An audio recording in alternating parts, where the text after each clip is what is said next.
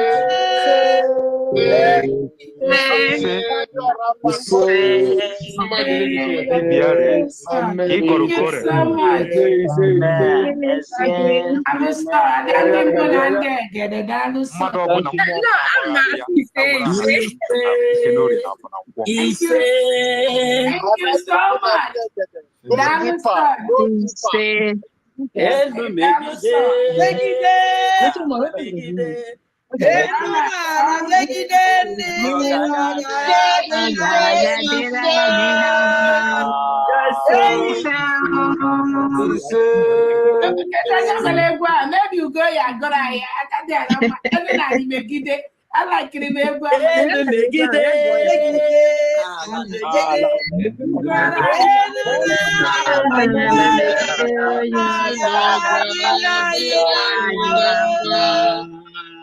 all right, thank you so much. Welcome, dear friends. Thank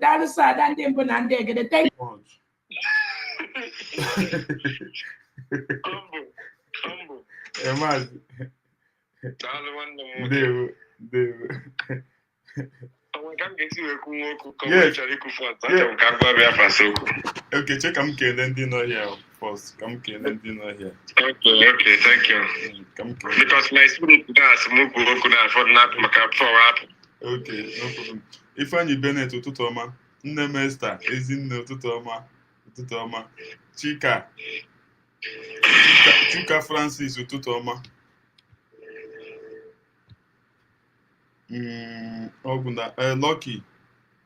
Lucky Nwadike ụtụtụ ọma. Good morning. Ise Chukwu gozie unu. Mazi, go ahead. Yeah. Can you hear me?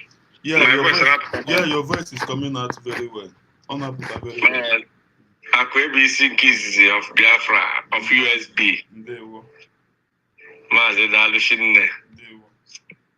Asị m ya ma ya mere gị nwanne anyị nwoke n'ihi na try yatago. Onye nwe anyị gbaa ikpe ume. Esi na mbọsị njọ n'ụkọma mpụgara ama ihe na-eme ka na-aga nke ọma. Na this your platform you were when you say bịa kwuru ụgbọ ihe dị anyị n'obi ka oge so edere Biafra sị mma from the bottom of our hearts. Na this your platform have tried a lot. Asị ka Chineke gọzie gị, gọzie ezinụlọ gị. My brother Humble Lion and Mekenesi, I'm very happy by the program.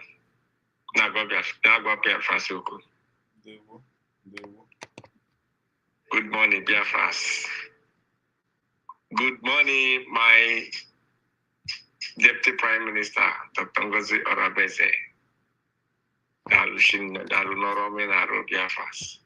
Asinka Chineke na Goziegi Chekuba. Our leader, Mazen Nandikalo, our Prime Minister. Sorry, go ahead. Voice, Manapu. I thought that there is some distraction from my side, but go ahead.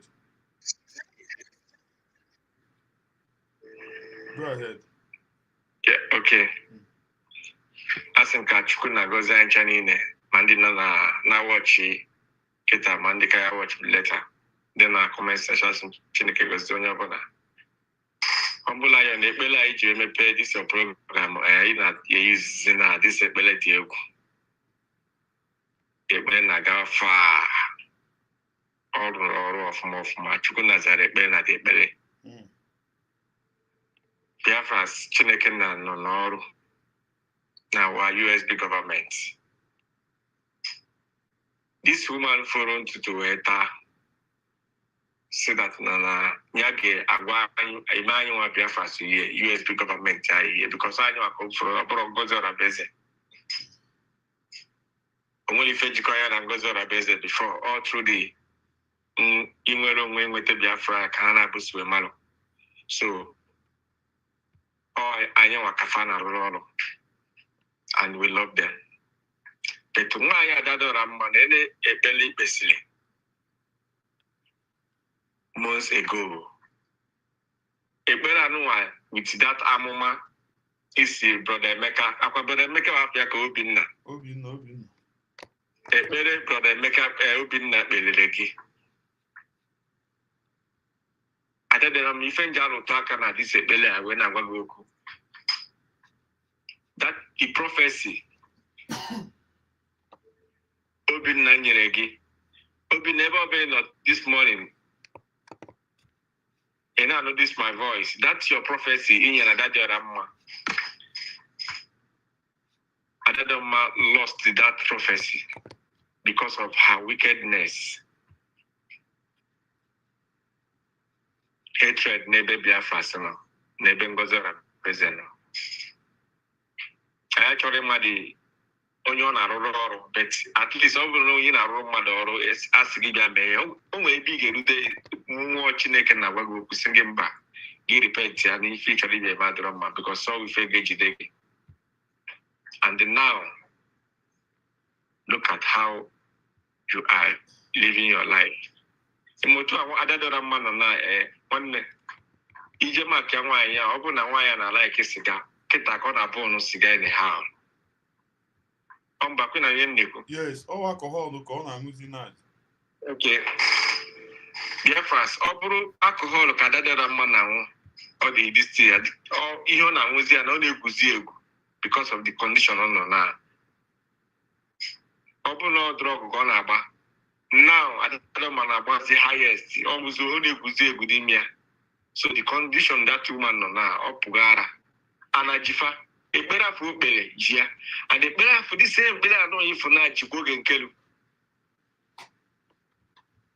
ele aka ele azaya anya ọgụ ise na anafụ ji ha na-apụchicha ha nche niile na egodifa ka ha nche na-esi my brother watch azaya anya ọgụ na video mere last how many days ago no anụrụ m ya yesterday I no may get the guy beneath me that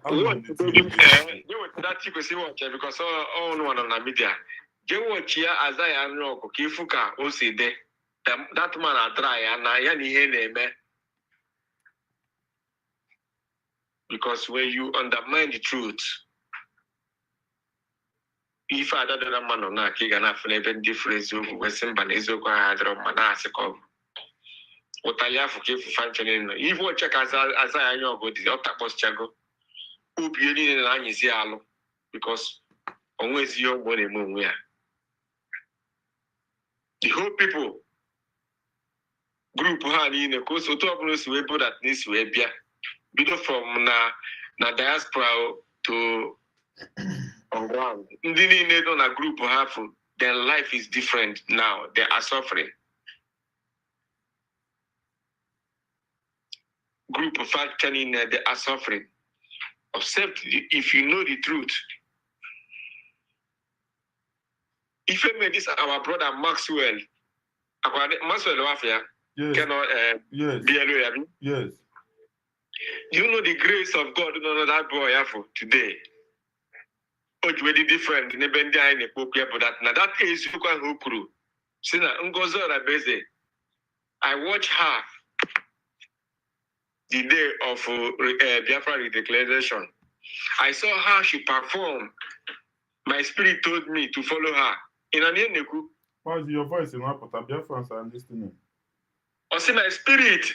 That brought our brother today. Only of recent. I told me my monaro with accept the USB government. But when you see that guy now, life there now, I carry with all people before because of all for Izuku. Or Ben on Izuku, or Budida happen to Izuku, so you are to the good Nkele. Even when one make a video, the second one all the Conaria on that time after. But when you see this guy now, you will see, hey, so who could go through? I actually get my monanda USB in the United States of Biafra. But that is so quite for that voice of this that time he delivered so many people. I could be see my brother, I couldn't hear the Biafra. That guy, our brother, they were channel live here in a few videos a few days ago, few weeks ago. You will see life inside him. Because of that, Izuka who could actually my phone matches remain last. You see the rest. Look at how they end their lives is. Watch just know if you when a kid get mad.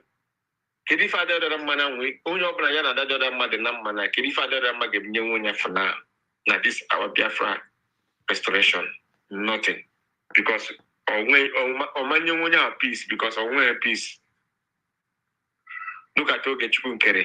Look at Bam Bam Bam. Look at Biafra Unite, Faceless Unite. Look at Onyebuchi. Onyebuchi only be used yesterday. Careful those adro chata change afia Achiboronya. Those are life. Onya ndurerure. Adada ma eperi. Jidesi oge nkere jidesi ndị a niile ekpere metụsịrị ndị a niile nke na ha mechara ihe after isi na USB pụọ the whole people afọ okpere afọ maka mmụọ gị ahụ so nyocha niile connect sikọrọ ọnụ otu isi nọ na net ka ndị niile asị na ọsọ na met today and we thank God that na ọnụ ahụ n'ụkọchara anyị mechara wee bụrụ ngozi wee tinyere anyị because anyị bụ ụmụ ife we see the light and we follow the light. USB for the progress and the peace in our neighborhood today. Our government, all of them are crying. That prophecy, Adadorama, is not that Nenegi, Nagaram Mesu. Oh, Makane, Ifri Homa, Juni Masi Homa, the law of Biafra's Nenegi procedure in a fair land. I need to go.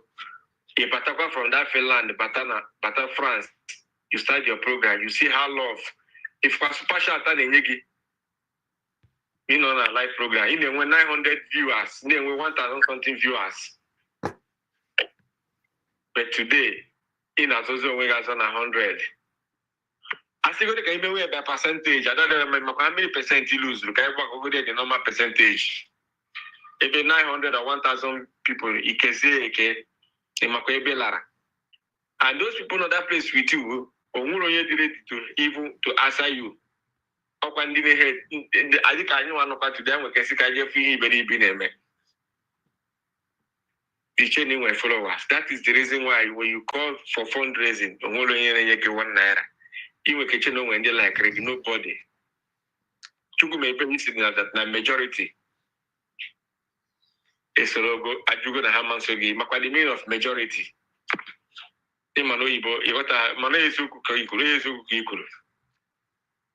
That prophecy, you lose that prophecy by saying the truth. Face here, even not attacking the truth. That our brother Ifani. I'm a Miburu here. Iburu 1 year, 8 year wine. I'm more than a measure, but how I'm making it. Then useless that prophecy. Now that prophecy I come, I'll go to the lights. I don't want to use it under USB government because so misuse it. Mango our brother open na prophecy gave Oboro Iboya Mama show the right place. Iboya Roman, a business to Aroman. Na Chineke na use but a business to Aroman. Ndụ arụmanụ ị na-ebibu ị na-esoro ndị kwuru maka ndị na-enye gị ego ọnya medisa wapụrụ ifo ji wee na-esoro ka ha na-akpọ ndị anụ a that woman ọkpọrọ Shanshan baby that woman na-enye ego wee ịmana ndị a na-efili ka ha na-eme ihe pastors. Yes, all that woman destroy the glory that guy ahụ.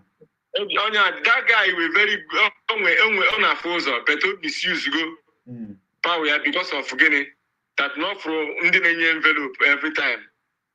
And I was here any uses here.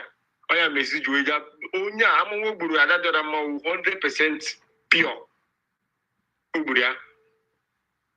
Osera Adadora man near forget biganos. Imako Adadora man when here we can able today. That Nanambari near Basere. Niso can carry na everything messing na ezukuni ne mechasi putife. Imakudre love Biafra Sekari Negit operating on a USB government today. Oh, we know how to see you illusory. Now, in that Hekochano, in that Nina, Mary Hojo, Nina, Afro, you went to and joined them. Even Gagad is a worse like this, a deadlier. Even Andia for Patango and Mepizon, Lugana Pozano, I put Ndi Ubiniwe. Nkeka Chanja Funkeka is selling. Now that prophecy, you know, here and in the Umajan Nini Napo, Hanon a big every Umajan are with you, but now they are tormenting you. Mas yesterday, I'm not gonna about USB terrorist group. Yesterday, program here, Otire Rosa, not Otire Rosie, not Boga USB terrorist group. Yesterday, she did the same thing. Why if only feel that Nando has and Hana Panya shadow be shake and Hagen lawyer and Hagen defend there. Or that India with India US, where you do to take your quiet in a big away, what a big again. They will leave that woman. Oh man, that Nahina Chicota of Macana USB government, don't go to the best young man that Nangos or the best with Ruby. Okay, kidding way. No one goes on a business with drooping okay, carrying way. Okay, we are one straight and sharp.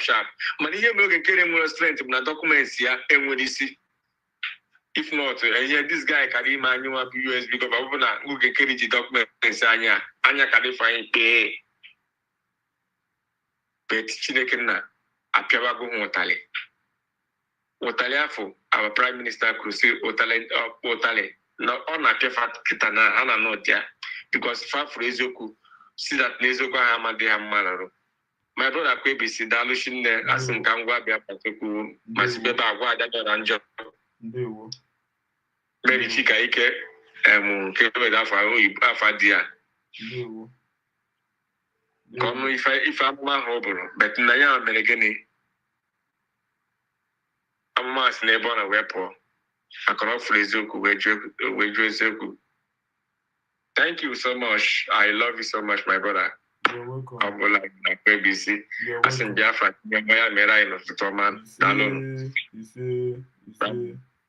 You're welcome, brother. Thank you so much.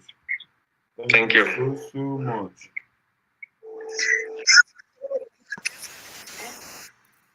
Biafra nke anyị na-aza ụlọ Biafra walide maazị Nnamdi Kanu ụmụnne niile nwere isi tii na Biafra ọdịze ka e family Biafra anyị nọ na nwere gọọmenti Biafra IPON Biafra nke anyị na-aza ụlọ Biafra walide maazị Nnamdi Kanu ụmụnne niile nwere isi tii na Biafra ọdịze ka e family Biafra anyị nọ na nwere gọọmenti and I will a chief of staff. On mistake, Hamed.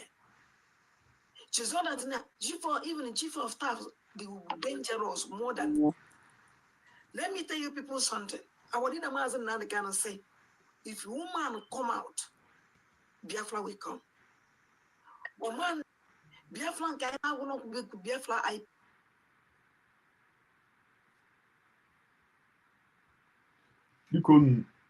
Onye mụ na ihe nọ ya wụ Maazị Emi onye nwa kwuru okwu ihe ahụ onye nwa dị coordinator na obodo m nọ onye ọbụla ma obodo m nọ achọghị m ị na-akpọzi afọ obodo m nọzi ọ coordinator obodo m nọ achọghị ị na-akpọzi obodo m nọ onu nwa ma obodo m nọ so ka unu na-ege n'ụtụtụ a biko ya ma ikiniki be the light bot gị ikiniki eshia ya the program ebidego and unu maka m si eme program m and ọwụ this woman onye nwa the program m and ama m na ọ ya adịrịrị unu mma and ọya ka m na-ekwu na onye ọbụla na-ege m na ihe ọbụla nfere n'anya ọ ga-adịrị gị na mma and ka unu na-abịa today Chukwu ka ebe ma ga-agọzi unu so anyị ebidola biko ka ị na-ege ntị ọfụma pay attention matters pay attention ya ma ikiniki be the light bot gị kiniki share ya ka o rute ndị ọzọ ntị biko anyị ebido na very important this thing I'm na-eplay na ihe mmadụ ga-anụ gị mepe your ear just give me your listening ear biko ma ihe m ji na-eplay this thing now so that emezi m agawazi na program m jiri bịa nwere program m jiri bịa and unu hụrụ the title m jiri bịa so ya mere biko ebe ka m na-eke pay attention gee ntị ọfụma ndị m ga-wide kwe ya wide gị na-ahụ ihu the woman akwe na-anụ so after unu ga-asị after all these things so nwaanyị amacha ihe niile then what is going on biko pay attention I will not interrupt oya m ji si ka m gwa pay attention unu eklinike the live button ka Chukwu gozie unu ka ị na-ege eziokwu a ka ahụ ya wee eziokwu o ka a na-ege ihe a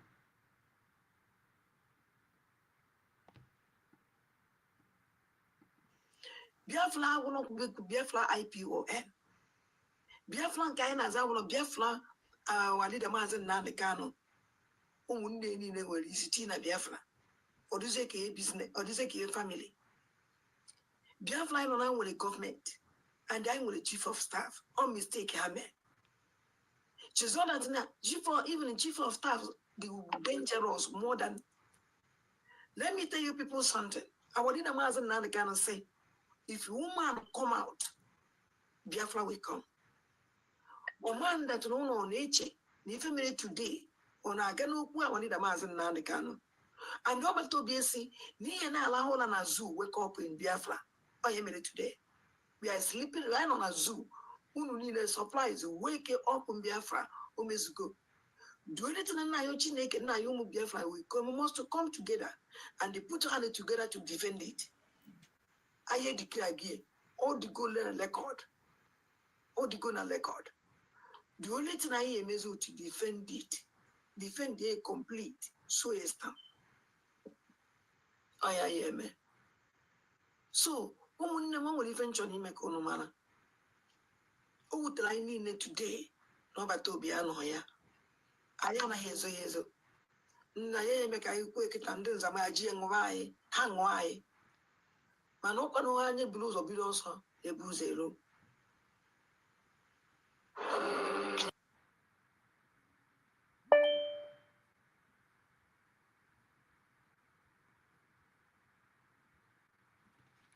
I believe unu nụrụ ezigbo okwu ahụ. I believe unu nụrụ ya. I believe na onye ọbụla na-watch m na-anụrụ ezigbo okwu a. I believe na onye ọbụla nụrụ ezigbo okwu a. Ezigbo okwu a na-akụghị mmiri. Ezigbo okwu a na-akụghị mmiri. Biafra agwụrụ Biafra IPON. Biafra nke anyị na-aza agwụrụ Biafra walida Maazị Nnamdi Kanu. Ụmụnne niile nwere isi tii na Biafra. Biafra ka anyị na-achọ, awụghị Biafra our leader Maazị Nnamdi Kanu. Akwụnụ ka o kwuru ya. Ihe anyị na-achọ ọgwụ nwụrụ onwe anyị. Gị nwa ga-apụta ajọ gị wụ onye ebe gị si n'iwu onye United States of Biafra. Geenụ ntị nwayọọ nwayọọ ka m ga-eji ya na-aga. Enwekwa ihe m jiri bịa, unu ewekwa n'iwe ka ọ hapụ dị ka na enwekwa ihe m jiri bịa. Unu ma ka m si eme. Biko unu, enwere ka ihe m ji bịa. Ọ dịzie ka business, ọ dịzie ka family.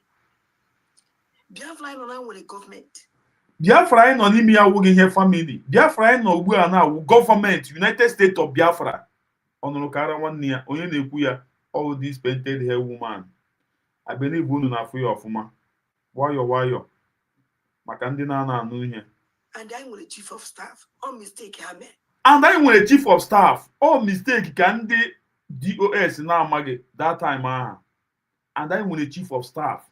So ha fi na maybe ha eren our prime minister Simon Ekpa na-enwezi onye ga-eteki over. Na ha amaghị na anyị nwere chief of staff. Ọ ya ka ọ na-ekwu na geenụ ntị ọfụma. Even chief of staff they will be dangerous more than.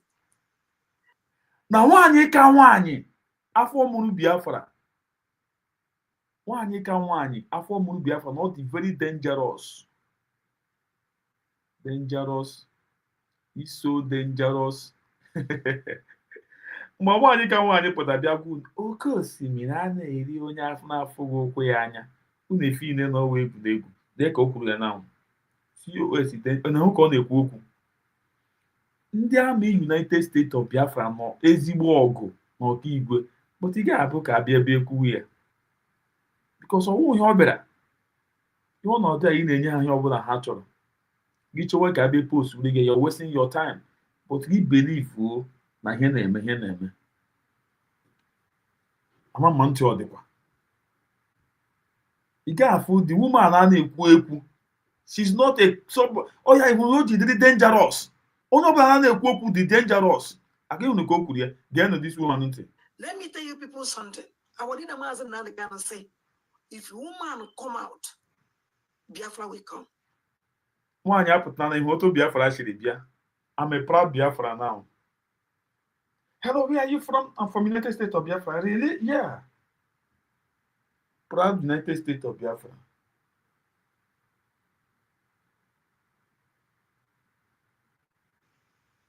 Woman that no on nature, if mere today, on a gano one leader Maazị Nnamdi Kanu. And go back to BSC, near na Alahola na zoo, wake up in Biafra. I am here today. We are sleeping right on a zoo. Who need a surprise? Wake up in Biafra. Who must go? Do anything and now you're naked. Now you move Biafra. We must come together and they put hands together to defend it. I declare again, all the golden record. All the golden record. The only thing I am is to defend it. Defend it complete. So yes, I am. So, woman will eventually make Onomana. Oh, try need today. No, but to be anoya. I am a hezo. Naye make I quick it and then some IG and why, hang why. Manoko no blues or bills, a buzero.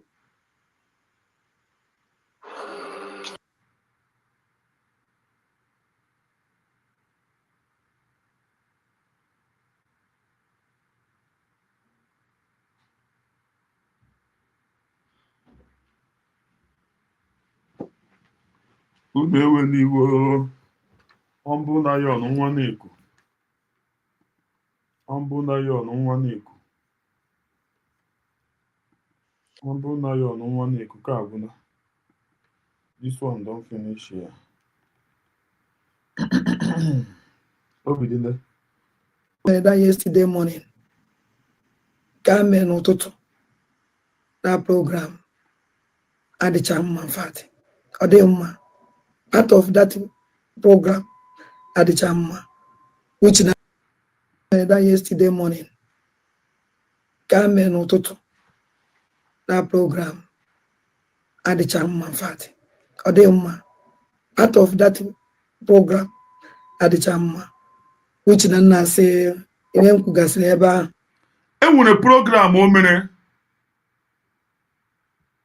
enwere program o mere akwụọ ya kpakpakpakpakpakpakpakpa ya ọpụta bịa na-ayọ biko ọ nọkwa nga ọ nọ na-ayọ biko mgbe ọ na-eme ya otipụkwa ka ọwa ọkịrị today na look at ọ sị na ọ nọzọ under mess look at my condition enwere ka o kwuru yesterday amaghị m na ka ọ tụpụtara m dapụta but all just the word adịghị long enwere ka o kwuru yesterday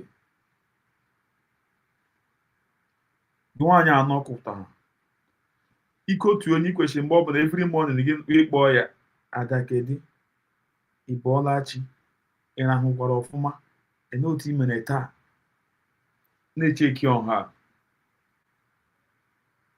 gị na-akọnsol ya na ihe gị na-agwa ya ejike m ndewo gị na-agwa ya biko ọ na-aṅụ mmanya ọ na-ededatakwa aka ya maka kidney ya mmanya na-akwa o ji akọnsol gị onwe ya obi eze n'otu aka ahụ eze birikwo eze na ya adị eze mụnwa akụ ebisi asị m na enweghị ya eme gị isi ka mụ ka ihe ya eme gị ya ome nwaanyị ya anọghị ya mụnwa gwara gị eze ụtụtụ ọma eze na ya adị eze akwere m gị ugwu respect to you eze ndewo eze ndewo onye ọbụla hụrụ onye eze kwere ya ugwu maka ọ dịghị izi obi eze iteta mgbe ọbụla itetara gị kpọọ ya jụọ ya nne kedu ka ị mere itinahụrụ ọfụma ibu ya biko ọ na-aṅụ mmanya o wenetatụ aka maka ọwụ onwe ya ka ọ na-ada meji ihe dumaja konsol gị ya nwe ya na-awụ wiski ka a na-akpọ hot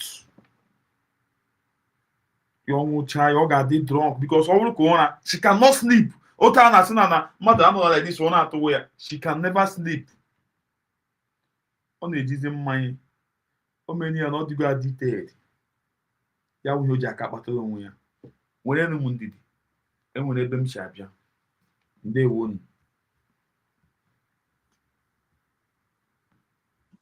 adị mma uche na-asị ụmụ ndị gboo adị m sorry na-asịkwa Biafran gọọmenti na adị m sorry na that program enwere excuse na-enye unu akwụghị ka o kwuru ya Biafran gọọmenti enu ihe ọ kpọrọ ya Biafran gọọmenti United States of Biafra because ọ mama na oso ga-edikida ya dị Biafra but ọ rụchara biko na after ọ dịchara sorry ya ọ nọkụtanwụ ya o cheta amụma eburu ya ọ sị nwaanyị oge ji bịa sị sorry ya ọ pụtakwa na-eme ihe ọ na-eme enwere ihe m jiri bịa awụ ajọsọ m nọọsị ka m na-enye unu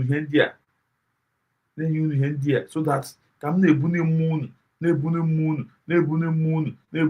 unu before ma eweta ihe m jiri bịa ịhụrụ title ya have you asked yourself why Adauchu always attacking anyone talking about the zoo government onye ọbụla na-ekwu ihe ọjọọ ndị zoo na-eme this woman na-agba ya atakụ abebe m ndọsọ na-agwa unu the title m jiri bịa ọ na-adị mma mmadụ bịawa ha na life enwe title iji enwere mgbe one of my sister ọwụ Abiyojom, ele ihe m ji abịaga today.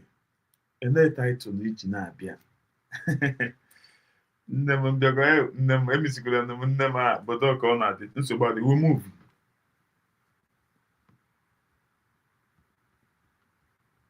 So no ihe anyị nwere ike push m ji wee mere ahụ ife. Because all excuse mụnwa ya enye unu.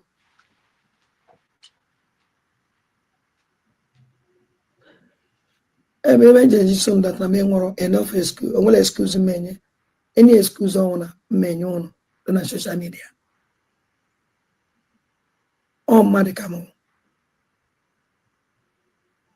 Onwere onye ya eme ife mere mụnwa wada ndị gboo. I feel activity one day. Because it's like in fact, I don't have any excuse. And one of my excuse. No. No way that's one on Kaji Kuremenka, on Kaji Kuremenka, no Makanka, no Makankozo, no Makankozo. No. And one of my excuse on. The only excuse need solid. I'm very, very solid. Nah, I'm very, very, in fact, I'm asking mono because onye ọhụrụ iwe na-ewe ebe ọhụrụ ose nwute because abịa m bịa gabazie na-echesi why eji wee remove m na all the why eji wepụ m na all the WhatsApp group mgbe m bịa nweta messages the man send them this cut video. That's wow. Wow. Ada. Ogewa. Or was it go? What happened?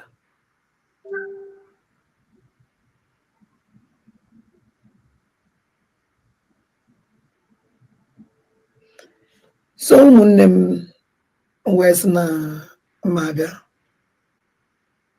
So na Adam solid na every pen unkoslo mundi bonine.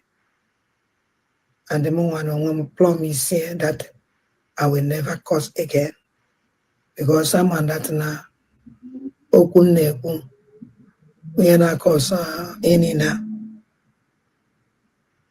we chop tapar na onye ni na madefo ko ne kucha. Onye ni na curse because anybody can no ogwagwarago. No. Awa monyo gunato. No. All ogwagwarago na. All ogwagwarago. Ni yawo mad. Obusi awi fe meku. O mad ka ho. And only ife oyawo. Ono yeside.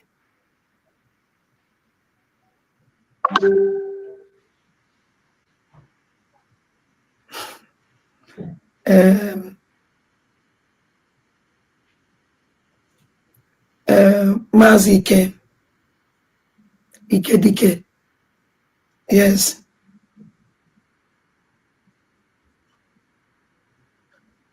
Mazi Ike Dike is na follow no hand on. Yeah. I follow them that hand. How can I kanji wepota? It's none solid by falling hand on. Onwere much nwe puna ya we the little man got one of that na Adandem Benandegele apologized for Biafran someone dibonine to Pasalamobi. Njimaka wepota Adam Solomon Dibo Chono Fuebe Nimobion Balo Nienine Chono Fuebe Nimobion Balo Aotamu Penono Aotam Penono Aotam Iweono Onwalakwa n'ife kpatara ya wee iwe ji wee pụta. Then mụnwa nwekwara ohere a wee na-ayọkwa Biafran government led by Dr. Ngozi Alabeze. The video mere onwe ka o si wute ụnụ, ọnwụ na onwe ka o wutere ụnụ, asị m ụnụ gbaghalanụ.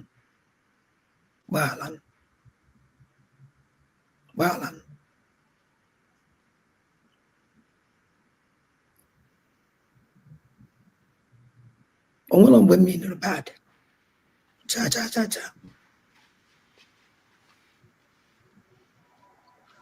Onwere mgbe m minụrụ bad cha. Onwere mgbe m ji pụta say anything bad was at this government. Ntinyela everything na ya. Mother Adauchu uno kwatu ya uno. It's like no ife mwa mere. Ba ikwu okwu ahụ. Always okwu na onwere ihe na-ewute m no. Always okwu na onwere ihe na-ewute m no. And ihe na-ewute m no akọwago m ihe many times. Which na I will try swallow ya. Ayokwo nem chim. Ka o nyere m aka swallow ya. And ama na Chukwu ya emele m ya.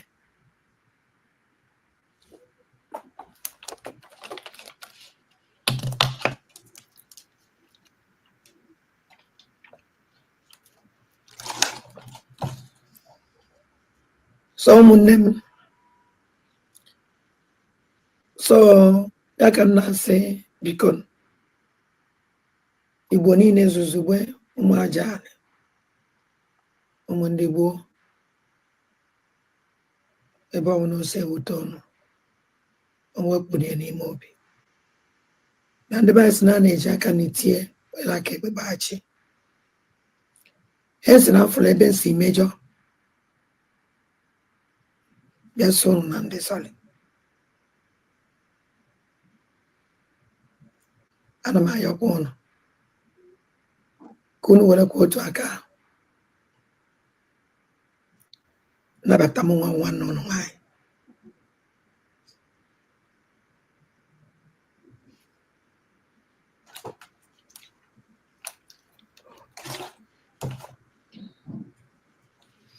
So n'ọya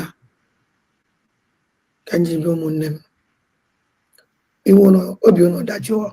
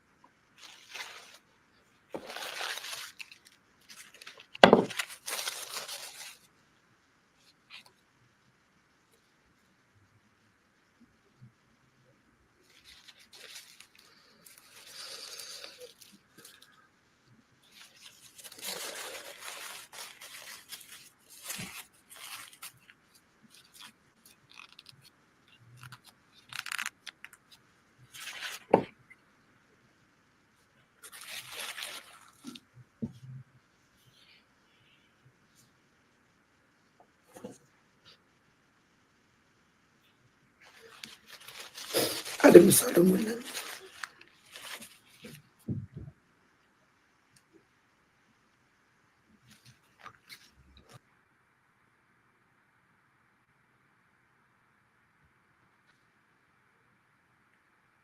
Can you forgive this kind of evil woman?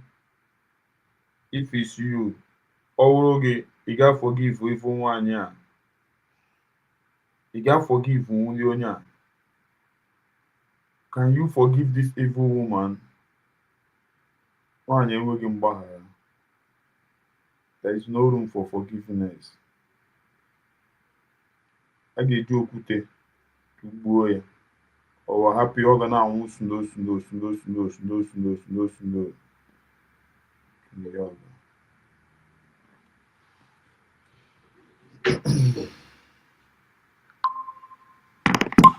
Maazị ndewo, ụtụtụ ọma.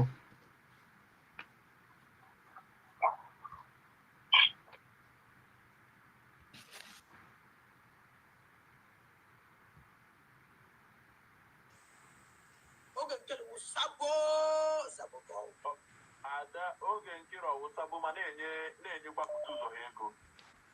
Ejeghị m atụ ọsọ ọ na-enye. Oge nkiri wụsabụ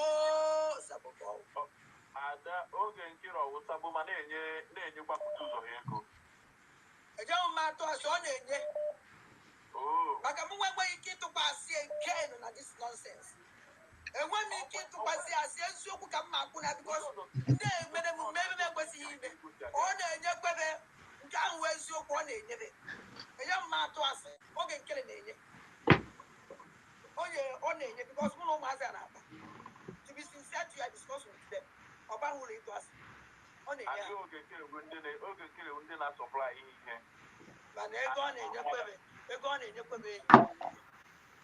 At least ọ na-enye ha. Okay. Ego ọ na-enyekwebe enyi ụmụnne. At least ọ na-enye ha. Ịmụ na Ngozi devised fundraising ndị na-akwụ saịda ndị na-atụ saịda. Ego ka a na-ere ezi ihe ọrụ. Ibe ma ụzọ were ego nye igwe bute ụzọ. Because ebe a igwe bute ụzọ na-eprotect gaa. Onye ọbụla bụrụ akpati osi na Biafra land pụọ. Onye na-alaiki nna m kwuru eziokwu ya alaiki ya. Onye anaghị alaiki eziokwu nke a gbasara ụlọ one day to happen. Na ọnwụ na ya akpachaghị anya. Ka anyị hapụ na ụmụ ndị a. Mana ebiri Gridi otu kọmanda mgbe agụ a. Onye eburu ego ahụ igwe bute ụzọ. Ịma ihe anyị ji ego ahụ pụta na ọkụiri ihe a na-arụ n'aka na ntaba anyị. Nke ahụ wee kpere m ekpe. Ọnwụ na-egbu igwe bute ụzọ.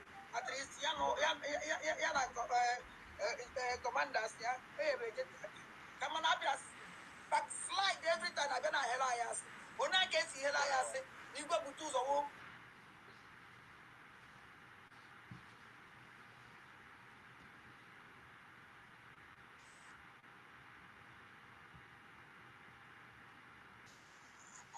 I just saw it as just looking at this what is going on. At least I loved it and it happened to me and so firstly, I want us to understand that we are not in a marketplace. Adauchu is not speaking for government. Adauchu is not Biafra mouthpiece. Adauchu is just a blogger like every other person. Listen, ndị Igbo na-asị na tebụl kwụrụ enwenu ọghọ gịnị ọghọ plan. Now, Adauchu, as I listen to it and as I heard from his mouth on the public in his broadcast, it's very clear that she was the one that brought it to the public that she was suspended, and then she also made it clear that she don't want to ever come back in cabinet.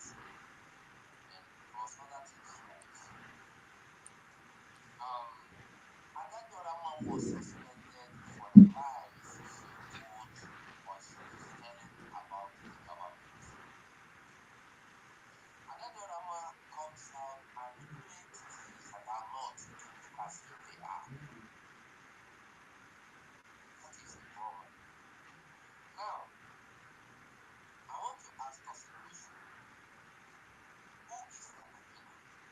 What it can apply to exactly? Adauchu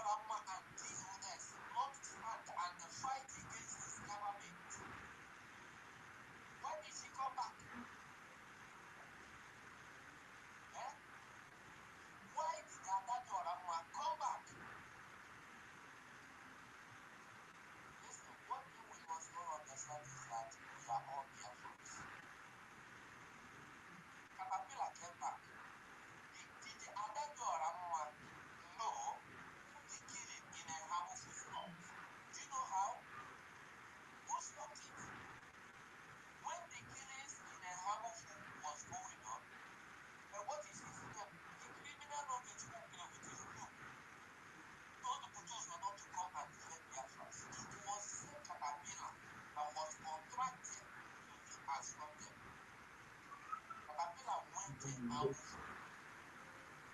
caterpillar on the back of caterpillar is a hero. Caterpillar, if not for caterpillar, the killing, the destruction in the Ramu would have continued to today that we are talking about.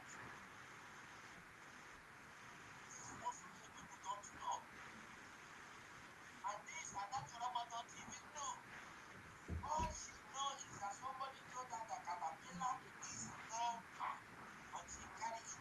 Go caterpillar, go caterpillar. She don't even know what caterpillar can do. Caterpillar is not coming to take anybody's wish. Government of Nigeria contracted so many people to come and fight against Biafra. Does that make them Nigeria army? Government of Nigeria contracted the Asari Dokubo boys to come and fight with the kidnapping and the arrest innocent citizens in Biafra. Does that make them Nigeria army? When you don't know and you feel you know better than who is Adauchu speaking for? His spirit is not man. His spirit is telling her what other people are not hearing. Let that spirit tell her the real who and the who. The who and the who plan that conspired and written in the spirit. Tell Adauchu when all the book that was writing between against our prime minister. Spirit impersonating him.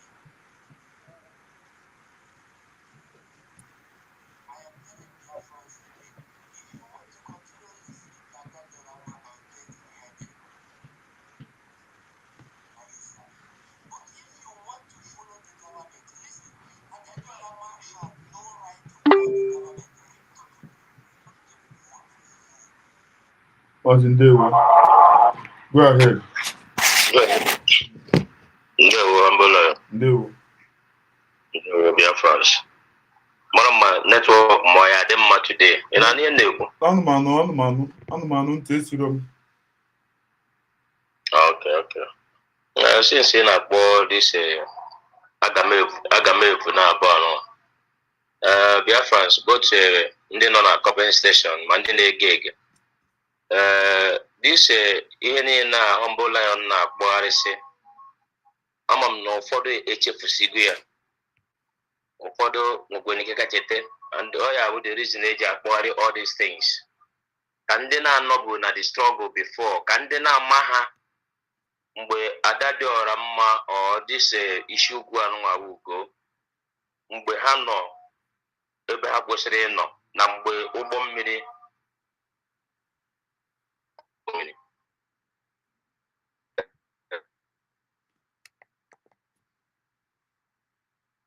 mgbe izuzu till mgbe ofe onye jụrụ ya sị ya mana oge nkere na-enye n'ụlọ ego ọ sị yes na a na-enye.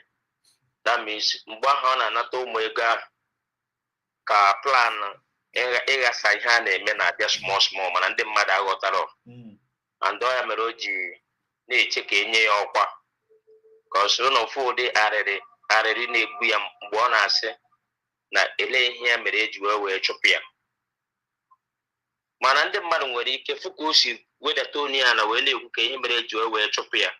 Ụfọdụ a na-emepụrụ ya ebere ka ọ so wetụrụ onye ya na asị ezigbo nne, asị a good freedom fighter wee na-ajụ ụdị ajụjụ ahụ. And many people nwere ike na-emepụrụ ya ebere sị ya ọ dị ọkwanụ mma kpọ ya eji chụpụ ya. But ihe aha nkịta fụrụ na-agbọ wo atụrụ afụgo ya since na-enene ya.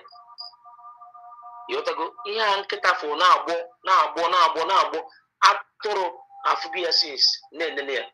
Ka ihe mmemme mba dị enu ndị mmadụ na-asị na ọ dịghịkọ mma ndị dịka Obi Ize anụnwa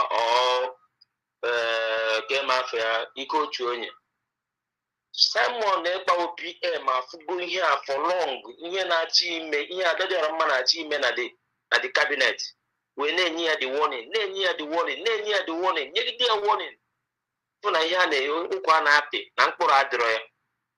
O wee na-aplanzi otu o si ga-enye ya that suspension before onwe nsogbu.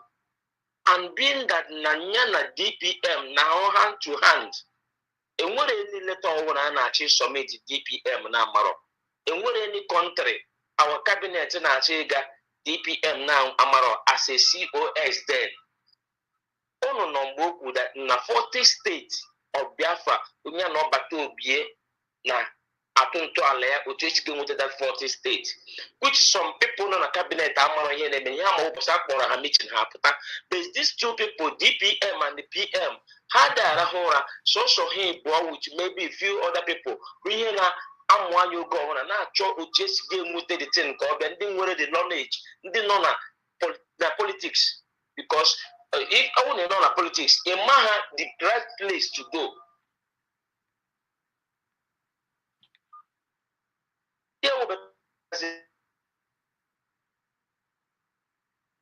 Ụfọdụ n'ime ha feel na na-arụghị ọrụ, then ndị a na-achọsi ka e were mejuo ahịrịokwu ndị a bụ ndị na-esizi ọnwụwa ya ejighị ewepụ while ihe na-atụ na the gọọmenti abụrụ a reasonable woman being ihe ọ ga-ekwe onye kwụsịrị na art to the extent at that minute ejide ọbata obie and the DPM kwuchi Adauchu mma kwuru ya si na onye a Adauchu ọchị n'ihi na COS nwere ike karịa PM nwa action, and that is that action this woman dey show because ọ chọrọ ihe ọ na-agaghị asara ya ihe agba mbọ ọchụ n'ogwe agba ya bụ ọchụ n'ogwe ọ bụrụ ọsọsọ ogwu ka atọrọ apị. So the woman take a decision ka ihe na-elik na the gọọmenti ka o si na ka mara ebe o si esi akwachapụ the ikuku ọjọọ na-ekwu na the gọọmenti and unu watch ya si nsa akwachapụrụ ikuku ọjọọ a ihe a na-enwezi ewu ikuku ndụ. So na ọ na-agụsisi asị mmiri niile a na-akpọ ihe niile ke ọbụla ya na-akpọ unu niile bụ ka unu wee na-eme ka memori unu na-adị sharp oge ọbụla ghọta the meaning and the where this woman started and the ending up of this woman ga-abụ n'ime onunu. The same thing this will go to for 7. Ọkwa ihe na fight Adauchu mma because of ole secret a na-agwa ihe Adauchu mma na-eme na meeting ole ọ na-afụtata ọ na-fight Adauchu mma. Then ọkwa the same issue ukwu anụnwa pụtakwara kịta na-achọkwa ka o soro okwu Adauchu mma ha wee gasabakwa ihe a na-eme to you to know that Biafrans, some of them are evil. Achụpụrụ Adauchu mma mana aka nwere ndị nke nọkwa dị ya before ana maybe go to for 7 or talk achọ ya nwetara ka resign because maybe inside nke anyị nwere nwaanyị na-amara enwere ihe bidogo na-eli ike ebe ahụ and ọ chọrọ data ihe na answer afọ ya or resign na ka ọ bịazi bịa gbaa mgba ma chefuo that na ndị ọ na-agba mgba bụ ndị ka ya dị intelligent. So Biafrans, unu na-ege this thing unu na-atụgharị mmụọ unu why this woman ji wee na-eme ụdị omume a while in olden days ihe ọ na-ekwu bụ ihe ekwesịrị ikwu as a human being but o nwekwara ọrụ ọjọọ na-arụ ọjọọ ọ na-arụ n'ime ebe a na-eme ka ọ kwụsị ọ na-achọghị ịkwụsị. So continue my brother. Ndewo maazị.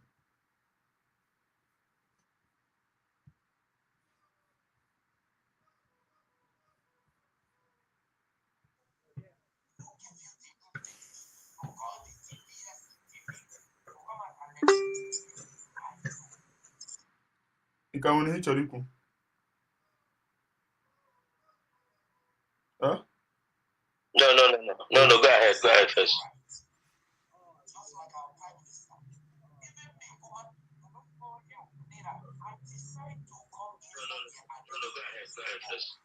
If I choose not to talk, you know who could see my mouth. This is what Adauchu want to know. Now I have told you, Adauchu, you have heard it. It was Caterpillar that was contracted to go to a house and stop the killing. The voice, the sound that people are gonna form. That yesterday morning, came in that program at the Chamman Fat or the Minister of Information. When I just on that Balawa. Well, I don't know when you talk to them, Sonia Balawa and Lydia. Now can not connect that this man will now we've all. And from today, Biafra unite. Everyone you can walk to anything ever considered as a saboteur.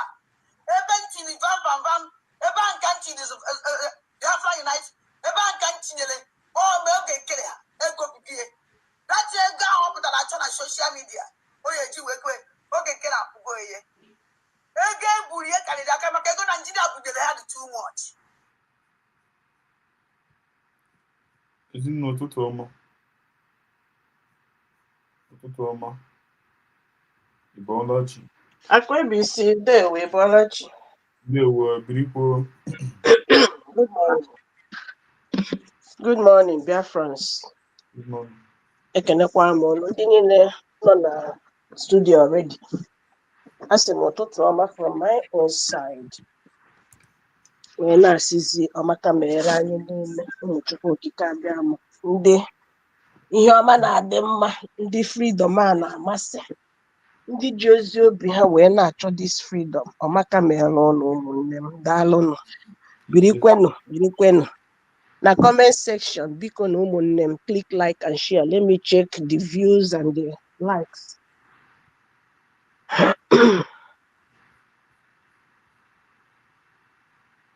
Anyway, 73 out of 63 out of 73. 10 remaining. 10 are one day. Okay. Okay. Because ekwesịrị ka ndị otu oge nkere batakwa n'ege so that ha ga-enweta eziokwu ahụ ha na-achọ na this platform. Ibi ebe a gị were ya raw. So ụmụnne m, daalụnụ for clicking like and share please. Daalụ Akwebisi. In your first video, ịfụ na nwaanyị ewerego aka ya wee kpegbuo onwe n'ekpere. O ji ekpere wee kpegbuo onwe ya. Ekpere ahụ o kpere ebe ahụ. Ọ maghị ihe o mere. Ihe ahụ o ji aka ya wee sụọrọ onwe ya ọfọ. O ji aka ya wee sụọrọ onwe ya ọfọ. Na ọ bụrụ ya nwa na-emegide Ngozi Orabueze. Today what is happening? Ka mmadụ kpeziri ya, ọ mmadụ kpere ya. Ihe ahụ mgbe aka ọrụ Chukwu nọ na-arụrụ anyị ọrụ. Beforehand, in advance, Chukwu okike abịa ma arụcha ọrụ a. Because she might not remember this prayer then. Wee bido buwe propaganda against Ngozi Orabueze. Megide ahụ o kpere ekpere against it. Ya ka ọ na-eme today.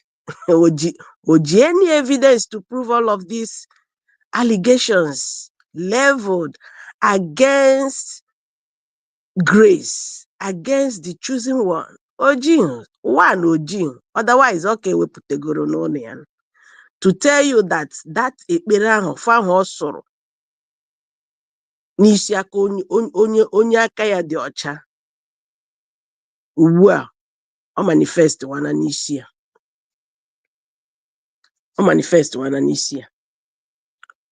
So that's a very good one. A very good prayer. A very good prayer coming from her to destroy herself. On human ebe ahụ. So ọ ga na-anụ ekpere a steady. Even Akwebisi ama m metụbakwana ihe a na X. Etụbana ya na X. No, dear. Oh, very good. Dear. Almost 1K something. Yes, amanụ m caption ị nyere ya self. Anọ renew ya. A ga na-renew ya kwa ịfụrụ nwaanyị a. Ị ga-ahụ ihe mere onwe gị na nke ikpeazụ. Then coming to the second video, ebe ahụ oyi white. Ụmụnne m, you can hear it from her as well. Ihe awụ mgbe a na-enyebe ya suspension because I'm still coming to that. Ka unu wee fụ all this while before enye ya suspension. To tell you na nwaanyị a dị empty. In the case of enwere ihe oji against Ngozi Orabueze, she has nothing. I can guarantee you, she has nothing, absolutely nothing. Telling you. So ebe oyi white unu nụrụ ya from her.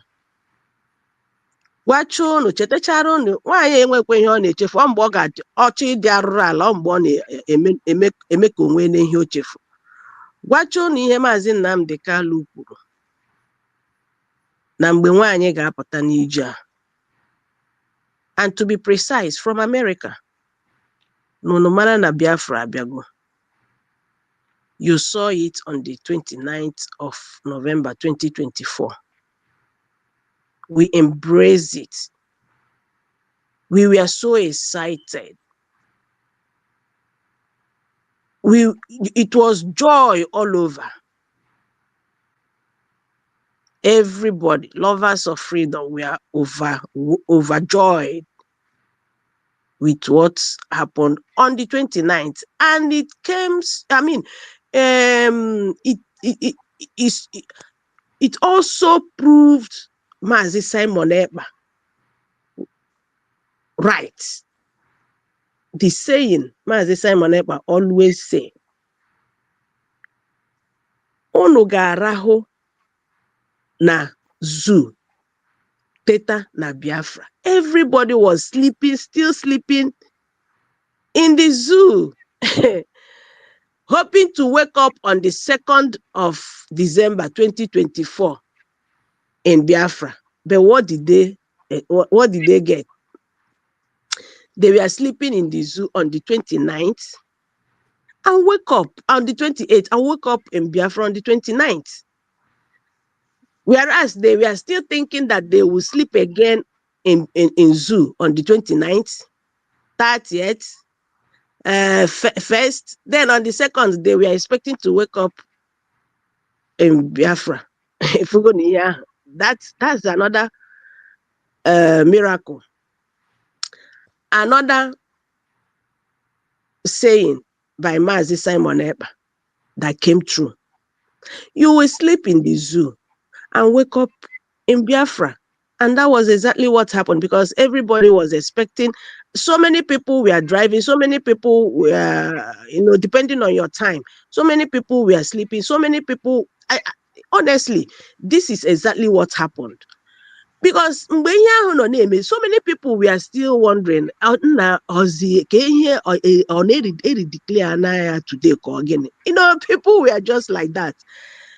Because we were expecting that according to calendar, date, the program, this way program, it was to happen on the 2nd.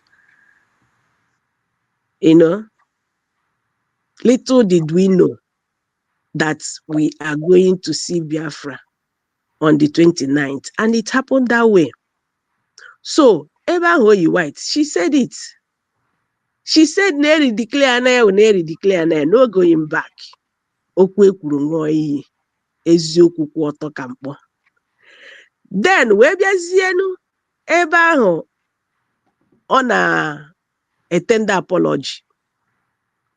Ugbu a enyene ya suspension. O wee bido kwugheriwe out of anger. O kwugheriwe allegation agara here and there gburugburu Ngozi Orabezo nke imekwere nke imere nke ọzọ arụrụ ala gị nke efu until ya bịakwa bịa tender that apology. In that apology, you heard her saying, ihe wiwe ya, the main thing wiwe ya, o kwuru ya ebe ahụ, ama m nụrụ ya. Yes. Yes. Ihe ahụ wiwe ya up till today. Ihe ndị a niile unu hụrụ ọ na-akọ ebe a n'ụwa gịnị? Propaganda to tell you that nothing I will prove it to you. To tell you that na-enwe ihe nwaanyị a ji aka, she's empty.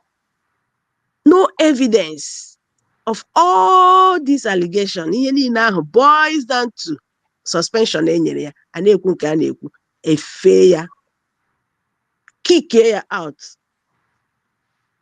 maa ya expulsion, mee ya expel. So o kwuru ya ebe ahụ, unu nụrụ ya dị na ihe iwe ya wụ na ọ gara lee anya all the groups ekikiri ya out there because enyere ya suspension. It's not as if it's just a new thing to her.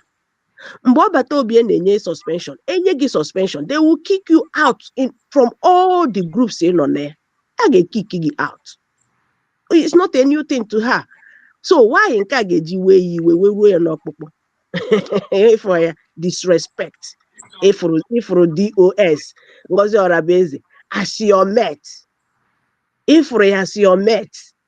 Even if I will go do it, just like the same way he talk about Obi. But for the fact, he is leading how many millions of people? He is leading a people.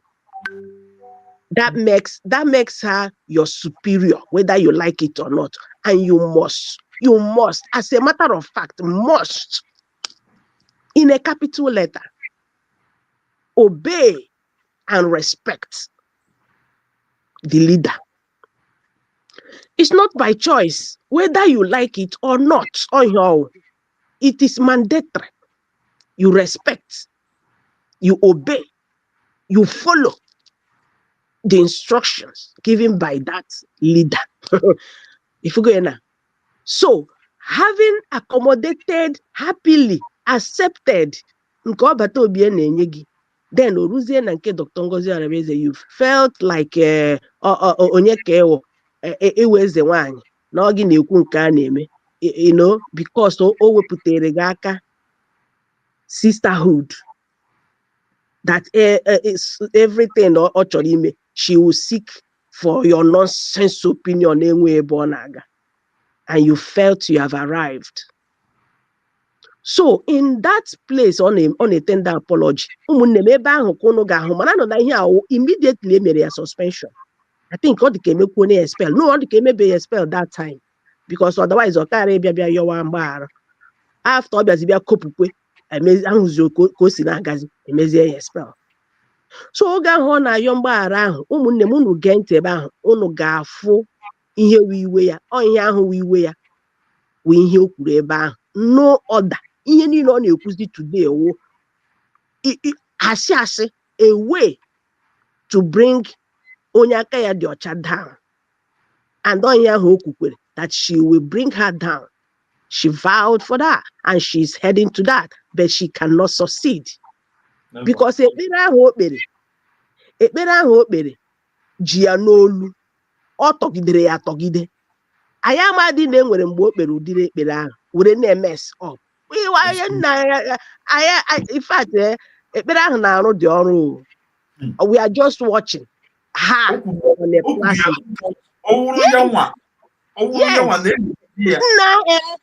I heard that nna ọcha m dapụkwuo n'ọchị. Silekwa ebe a ka nwaanyị a ji hama wee kụrie isi ya hia.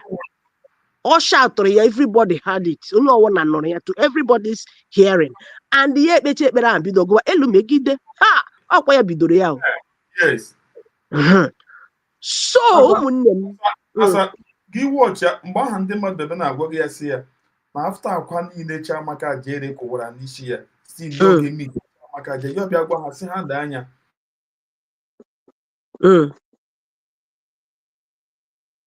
You are freezing.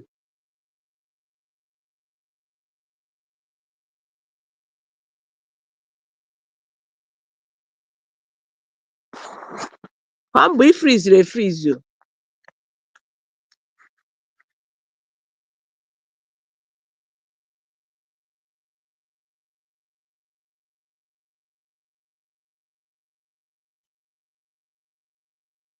Ọ bụ efrizi ene.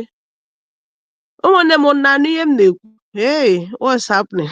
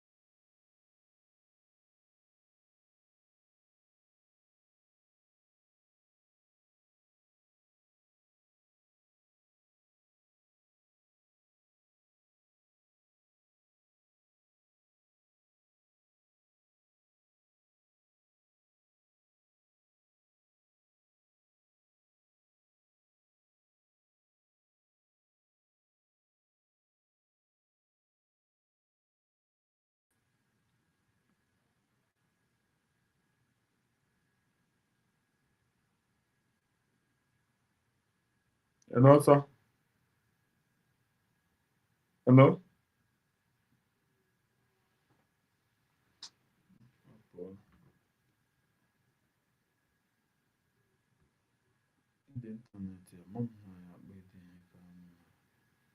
What the network go triple off? Yes, in the among the service in the people that are here. Continue now. I say a lot.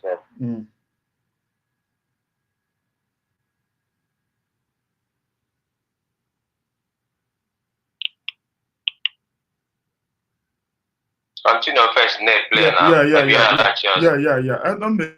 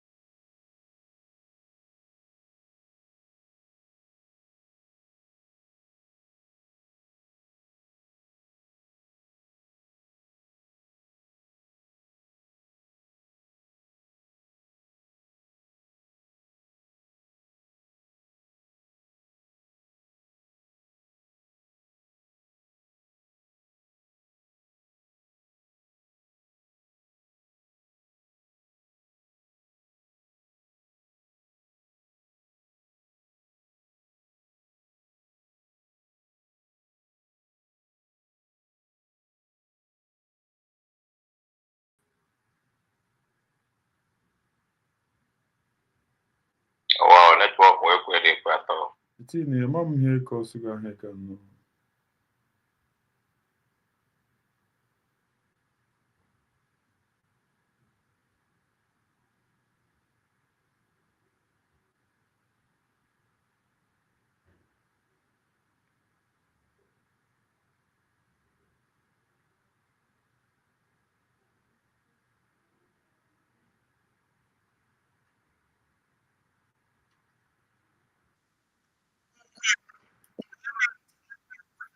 kwuo m okwu ya nke ọnwụ na mma nwere na-emebi something nke ahụ ka m na-ekwu mana nke ọnwụ na m fụrụ dachi na onwere anything na ọwa ọtụrụ n'ọjọọ ọsọ ụja ka ọ na-agbọ adị m eji ya ekwu okwu mana this one achọrọ m ịsa this man okwu okwuru because this criminal called Oze na-achọ ime ka anyị mara na-achọ ime anyị ewu na-achọ ime ka anyị ya ka ọ dị ka na ya mara ife ọ na-eme. So achọrọ m ịgwa this criminal called Oze that na anyị ma ife ọ na-eme. Oze ada ndị mbụ na ndị egede kpọrọ gị. Biko pay attention. Enweghị m chọrọ ka unu mana the title of my program, this is where it come from. So from here ka ị ga-ama the reason why m jiri title all the thing. Ndewo unu geenụ ntị ọfụma. Sorry for the network problem. Number one, you don't know your stand. Number two, you a criminal. Serious one. Number three, you a very dangerous criminal in Biafra land. Oh, Chunina na Biafra land. This man Roses Akiadia. This man was a very powerful terrorist gang group all recruit to Lungozo Alabeze. Is evidence. Jose, isn't even the who has come and sway. Enough is enough for this nonsense. Can you bring proof? At least before get to work Obiaso and Orage, do you have any evidence of what you are saying? All this deceiving, all this propaganda, all this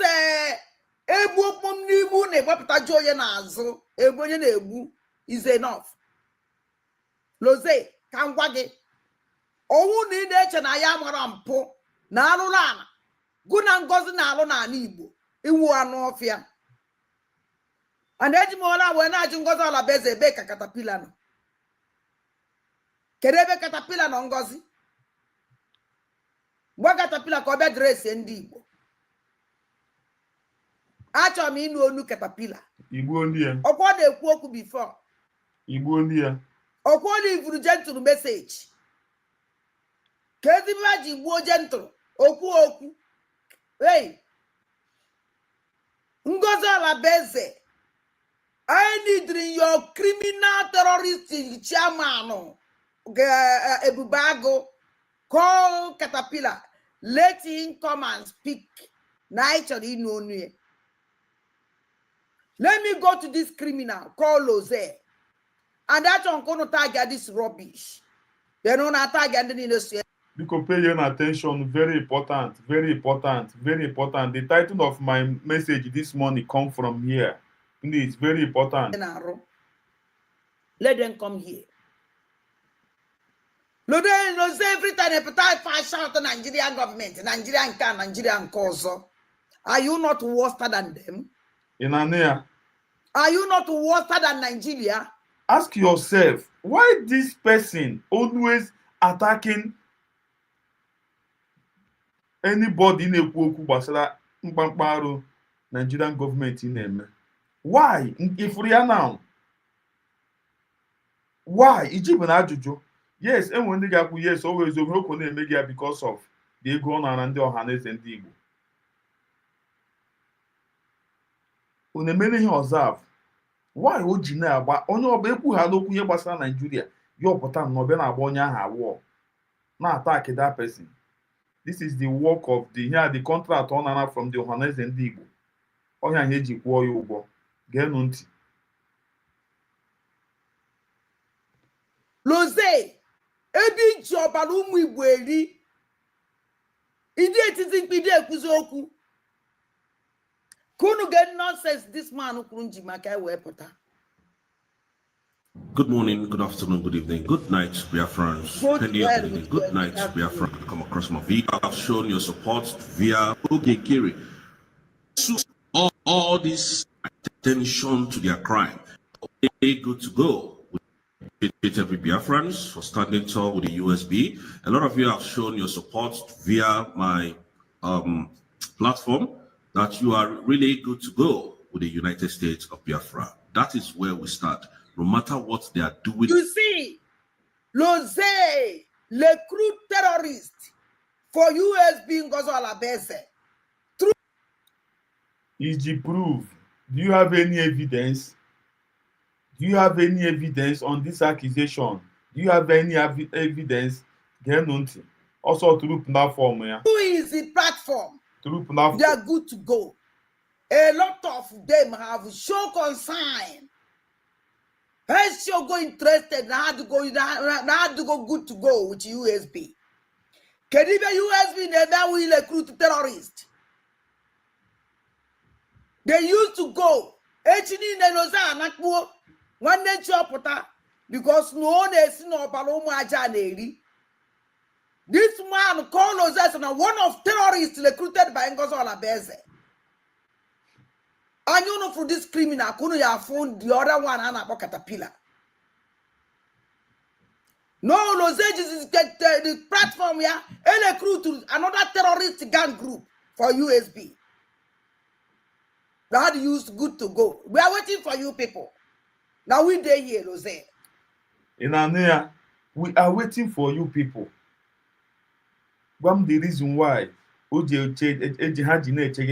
USB for what happened after everything unu furu him kpọrọ and unu furu here asatina mega analyze ebe ahụ nọ na-ekwuge ọmama na declare the Biafra and ọmama our immediate Nnamdi Kanu kwuru si immediately any woman from America nye nwere nwaanyị anyị na-acha anyị enwetego ya. But why we are waiting? Who are they? Who are these people waiting for this? Waiting for USB? Who are they? Good to go for Peter Obi, or good to go with Nigeria. Can you come out to Loze? I challenge you. Come out and speak bad about Peter Obi. I challenge you, Loze. come out and say rubbish against Peter Obi. Ejigon Peter Obi made program, go see the Biafra, how criminal Peter Obi did. Come out and say it. Come out and condemn Peter Obi. Open. Kai forget. Man, they may accuse opposition. A lot of criminals. A shogun threat. Now the good to go. Good to go where? No say good to go where? Good to go where? Your Madam Ngozola Beze said yesterday. Now fundraise no name. On name iji wee na-egbu nne gị na nna gị na ụmụ gị. Are you not ashamed of yourself that with your terrorist gang group Ebubago, you recruited with your madam, which in a command from London? Loze, can you deny? Or one idea no kigwe, or where's you been on kigwe? Is it good this life? If you hear Megan or Kigwe today, hear Megan or Kigwe today, I can one year. Hear Megan or Kigwe today, I can one year. And all the happy no Megan. Hear me, Jine, Mego, Jidre happy. Ocha, no gauge, bring you down. It's not USB, but I don't have possible. Hear Megan or Kigwe today. When Megan or Kigwe today, I can one year. But to thank God that na Biafra army no there. I couldn't for commander Patra yesterday in Okuru. Also down on serious war, and which that is the zoo cannot even defeat them. Unu get a program I know watch yesterday. This IHL training yesterday. I couldn't know the commander Patra no Kigwe baby face, right? I couldn't know Okuru Makia. But USB awughị ndị na-abịa sị ka abịa post were unu mewe ihe unu na-achọ onye ga-post unu na-aga afụ ya. We are not government. Ọwụzi ihe agitation. So ka uche unu dịrị ya. Ihe niile emege na ọkaigwe na nwaanyị aka ya dị ya. Jụọnụ nwayọ kpọga hazi ndị commander makeup angel ya ọwụ. Ọ na-akpọzi ihe gbasara ya. Unu na-ajụkwa she's not playing concerning makeup angel again. What happened? Those people are not no deceive ha. Warning. Go and say avoid us. Is it this life? Is it this life? The same thing no maka olo. Do you know here the kind of sound of gun, sound of bullet, sound of AK? If you're an unstable human being, okwu so na okwuru ora mege no maka. Emeguyos kwa no roza. Amanmu okwuru ora na owozi roza mege no maka. Gikwo so na okwuru ora. Gikwo so na eno otem ndị mmadụ ga-eche believe gị. Why are you disgracing yourself, this evil woman? 47. Napata from Omaka, napata from Olo, Loze, Jenu Guausa, Ndausa na make peace talk within the Boko Haram. Only in the Boko Haram bulebu, Loze for ya. Managuna goes on a base, recruited the terrorist and they terrorize Omibo. They can't even amen. They can't even amen an Igbo. Because they will only Igbo. But let me tell you something, Lose. Okay, for Balum Igbo. Oh, no, men give a man of my more. I'm telling you the reality. You people can never survive. All these atrocities, all not committed at Biafran land. All these secret. One year when they see wound. Every who could yesterday. Yesterday. I don't know why the thing I digging down. I am MG a court to me.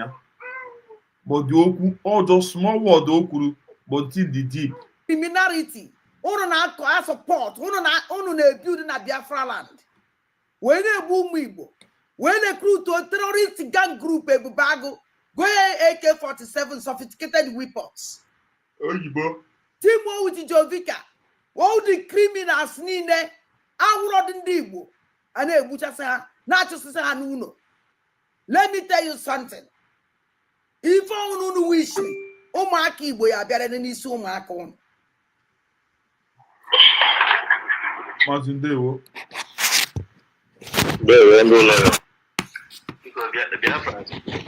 Biafrans, because this woman, I'm going to know some name on a media. I didn't show that this woman can name a program. Because we're anything no one ega waka maybe this woman no Biafrans. We're anything no bona. We're anything we can wrong as somebody more million near. We're anything no one ega as a human being. Maybe this woman no nothing good come from this woman. Nothing from A to Z. You need to work and get us in Rose, Nka, Caterpillar, Nka. You couldn't maybe one ya go exactly the onyo ayabasia ngwa moi na sia no nya they create those terrorists on the Twitter now on we boy about Kurora or ngozo la beze bo obenkere bo sania parawa bo bam bam bo rose bo Caterpillar, which means you know just to make her mic here. Ihe ọra sizi n'ọnụ pụta ọ na-aga without iche and make mistake ka ọ na-adị make mistake. What of ihe na-ekwu na backfire to me ga-akọrọ ụmụ m because nọ na force Rose ya bịa ṅụọ iyi nye nwere onwe ya nọ na platform ya gbasaa ngada nọdụ ebe a na-akọgheri asị ya na ya ṅụọ iyi na ihe ọ na-ebodo Rose na ọ bụ eziokwu na ya hụkwana echi niile uche ezigboto ịṅụ iyi ọ bụkwa Bible ezigboto ọfọ nwa ezigboto iyi ọ dị ya na-akọ ga survive because ihe ọ nọ na just propaganda ọ just na-ebo ndị mmadụ ebubo unnecessarily while nyenwa na-esi n'azụ je na-akpọ this men on ground na-distract these people na-agwa ha ihe na-eme ụmụazị isi aja gbasasị ọkpọ ha n'azụ ọsọ ihe metere na fundraising yesterday ọkụrụ mana anọ m na cabinet ihe metere na fundraising yesterday bụ $20,000 $30,000 na ole ka e nyere unu ekwukwu na ọ na-etisa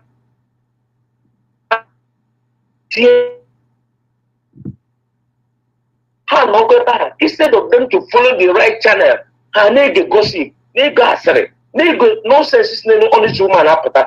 They cannot call this woman and say, hey woman, stop calling us, stop disturbing us.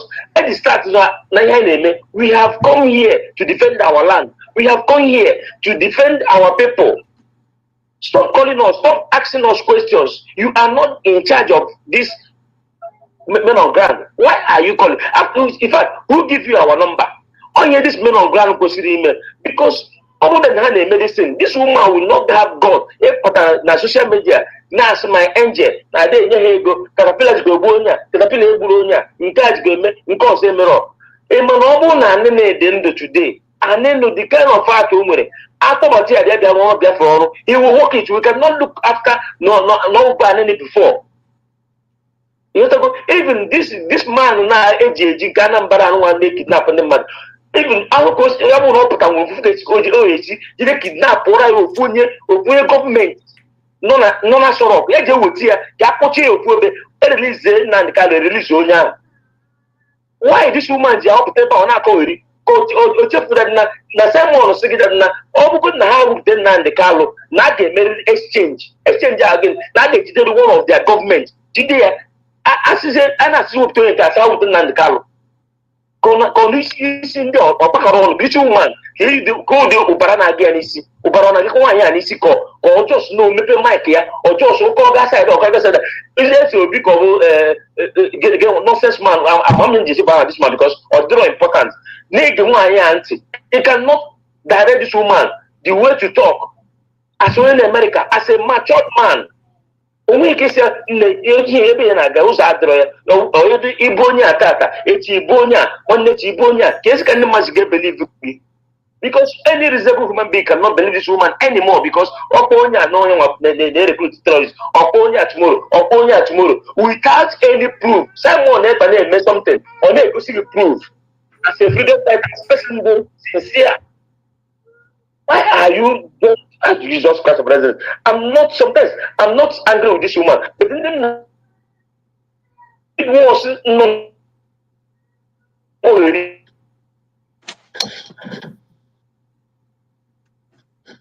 Now call rubbish.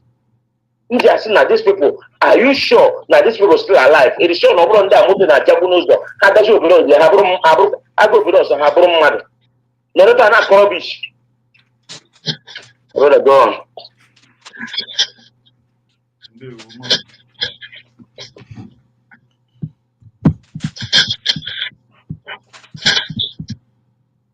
Now they get to this idiot. No matter what anybody is doing, pay no attention to their crime. Very soon, both Oge and Kiri, all this, their group,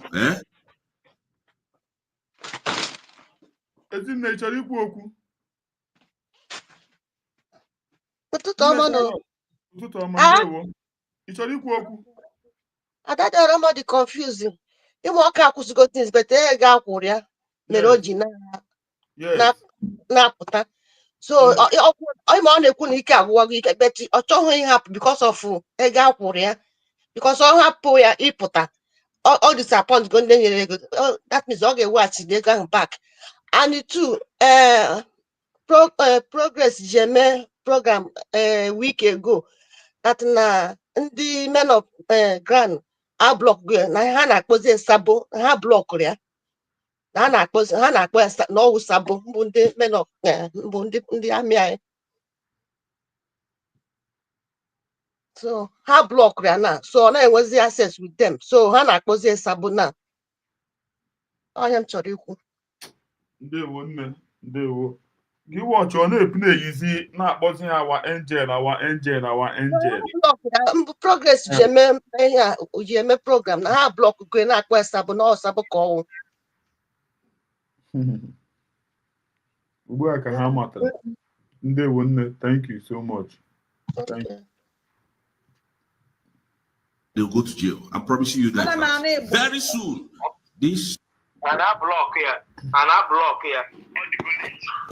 All the good as a military people, as a military man.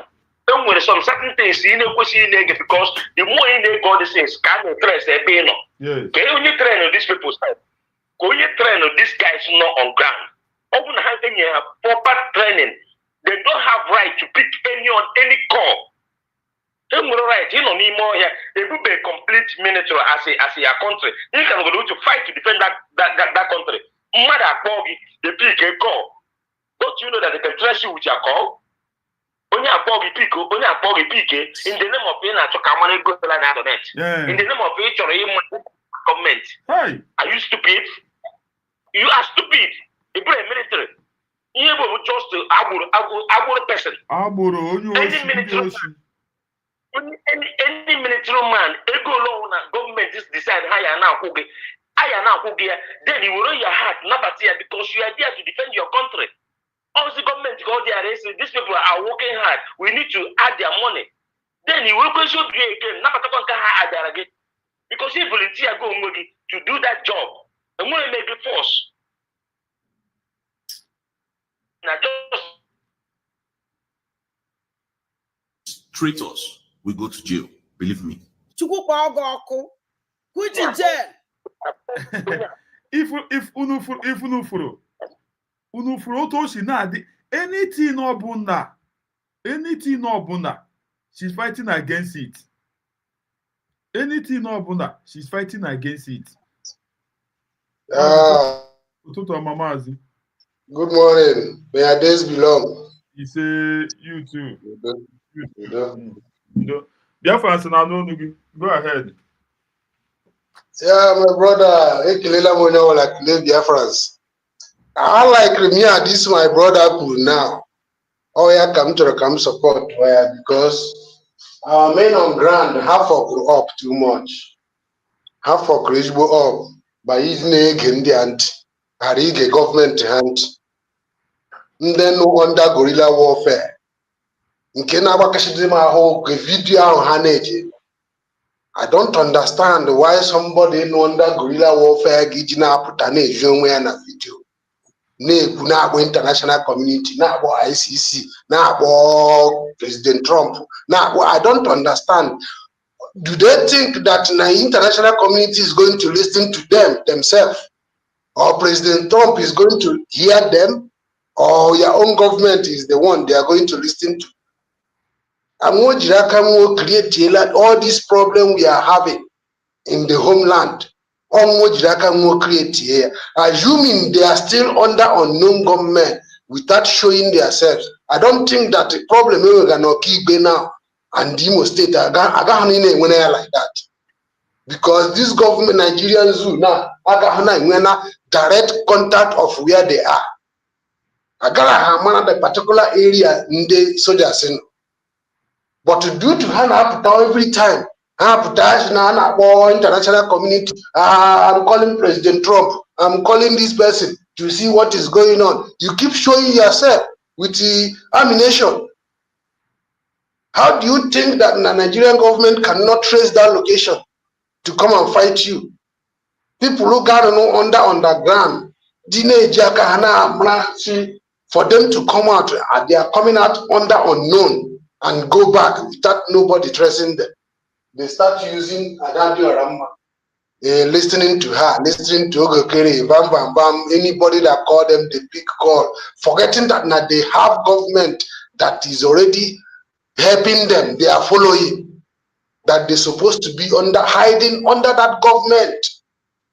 Do you know that if our soldiers have never even bring out their face out in the social media, even our PM will be very, very proud to say that we have soldiers at home. He will be proud to say it, but because of the soldiers, Najaka mwana command, Najaka mwana control, Anachi lead Biafra, Anachi even Jaka mo. Has somebody promote on social media,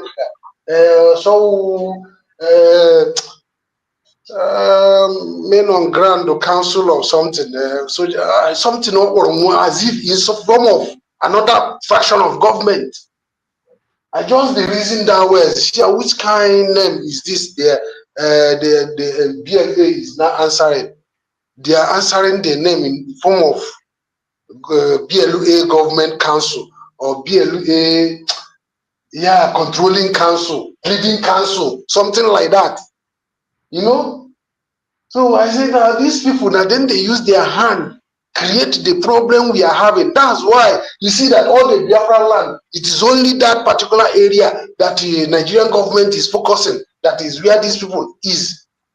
Because now them show themselves. Other Biafra states, does it mean that na men are not there? There is men there. But they are still, they know what they are doing, they know where they're supposed to be, that they're supposed to be under the canopy to hide their face. That's the necessary thing they're supposed to do. But these ones, because they want the whole world to call them 5-star general, call you 3-star general, 7-star general. That's why they keep showing themselves in this thing, in social media. Do your job. Stop calling international community. You have government that is working for that. Have they seen even Pakistanians that have been fighting with Israel? Have they seen their soldiers coming out to social media, calling international community, calling UN? Even the Boko Haram self that is taking over the whole north. Have they ever opened mouth one day, they are calling UN or calling President Trump or calling ICC? Eh? But these are our own men now. They keep on exposing themselves, forgetting the duty they need to be done, assuming they haven't showed themselves. They can be able to conquer one government this thing state, one federal government state, you have the Imo state or Anambra or Ebonyi. That government quarters there, they're supposed to conquer one, capture one governor. They are wasting too much time. One governor is supposed to be held down now. That strength they are wasting on the road, fighting the soldiers on the road. If they use that strength to enter one government house, they will conquer that government house and hold one governor on hold, or even the minister. They can hold one minister, or even the chief of staff of that state. But because their focus is not there, that's why everything is still like this. We are still crying every day. Okay, why self? Adauchu is crying or Ebushigu Majal. Why she believe that we have men on ground. I'm with our angels. We have this, we have that. We have 7-star general. We have 5-star general. We have commander this, commander that. But still yet, I cannot complain. We should go Majal. Then why these people not answering them, coming out on social media, showing us themselves? If they cannot do the job,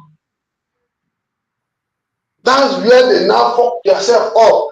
By realizing now that Adauchu is now in Sabo, is it too early? For a very long time, they have been hearing everything, hearing all the shouting, hearing everybody shouting and talking. Our government, USB, keep talking, keep calling them, but they still refuse because of that interest of they want money, their personal pocket. I don't understand. Brother, we don't. Thank you so much. Mazi Kevin, go ahead.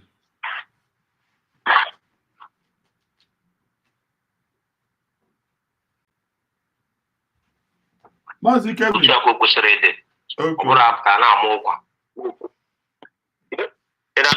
Yeah, go ahead. Go ahead. Yeah, my brother Kuterokunai, I thank you so much. I thank you so much. On a new Okunobi. When you're on there for Biafra and Okunobi, Uchako Sekwoku.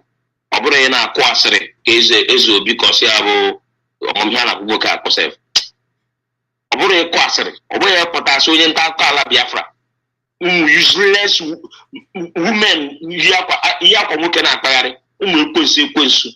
Instead, you get focused on him with Kinyaka. Biafra be tenas ponyan ta kala Biafra ada lejike ine media matonda bobu ya honeme ada jora maku ekpere n'etiti ndị cabinet na public because one people after public ekpere ahụ ekpere na elu megide after kwesịrị ego elu megide otu akwụsịga na emegide ya generation because it there for peace mmụọ Chineke jere gị ego egwu a kpe ekpere a so that this time around ị na-echeta onwe gị. I'm humble.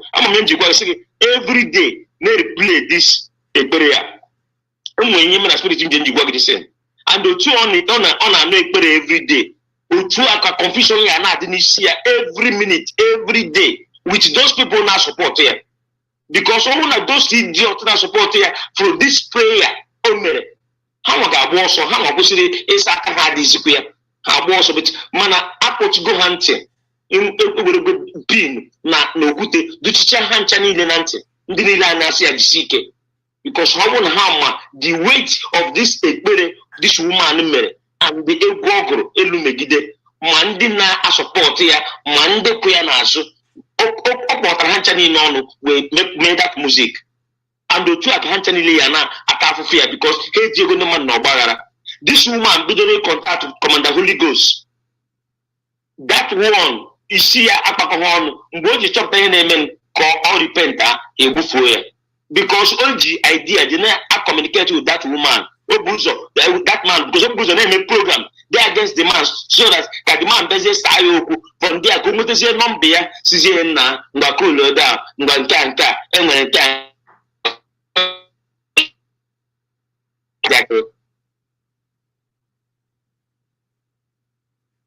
ya were mma n'aka ọ gbasie egwu ụmụ egwu ime ọhịa ọ na-agba mgbe a ka ashọn dị ozugbo ọ na-amụpụta na social media bido kọgheri ihe niile ọ na-eme spirit of that passion niile ahụ egwu ndị mmụọ ahụ ọ na-agba because the more ọ na-agba egwu a ka ndị mmụọ na-eso ya na-enwe ọṅụ na ya nwere warrior. Ha ma the reason David ji ahụ ọsọ ya mechaa ihe ọjọọ niile o mere o were abụ kelee Chineke a na-echekwa ya. Ụmụ ihe niile a tradition things ọ na-eme n'ime ọhịa ndị ebube ndị mmụọ na-eche ya ozugbo egbugbu datin dobe mma ha wepụ ụmụ ihe o ji agba egwu kpata na soshal midia aka wụọ. Onye nke a bụrụ okwu ọkọ n'aka nyana nye m na ama n'onu pụta debe afọ ọnụ ka mkpi kwuerisie nke ya. Ị gaghị ajụ onwe gị ajụjụ so is it what I come for? Ọ bụrụ ihe ikwu bịa. And eji m opportunity a wee na-agwa ndị nke aka na-etren I don't know you people, I never see you people, but ọ bụrụ that the meaning of military is better you go your house jenode ọka mma na ije na bone jenode mana ọ bụrụ na ịma the meaning you don't need to show yourself. Ihe aka wụ guerrilla warfare ga aka nọ enwebe barak unu nwere as a military defend the country. Hide yourself very well. Focus on what you are doing. The spirit of the land gonna guide all of you. But what do you have only a bomb na I don't on a pog in a guinea minute. The more Hannah talk the spirit of the land in the chopage and apple from you. So all of you Hannah to be run cannot training. Man you dear. And then they go begin in the train. Let me tell you something. About that you are a genuine Biafra. And you want to serve your nation, in all which you can get it. And then you go. That money got boy. Manobu that need a ministry of Biafra is better you come out from that Ogen Keres camp. Join the government, my people spend their money to apply to Finland because of any decision. It's better come out from there. Nobody knows me. Man, you people know a camp can carry. Mandela support here. God will reveal himself soon. All of you will suffer. And by a beautiful upper hammer can carry that campfire.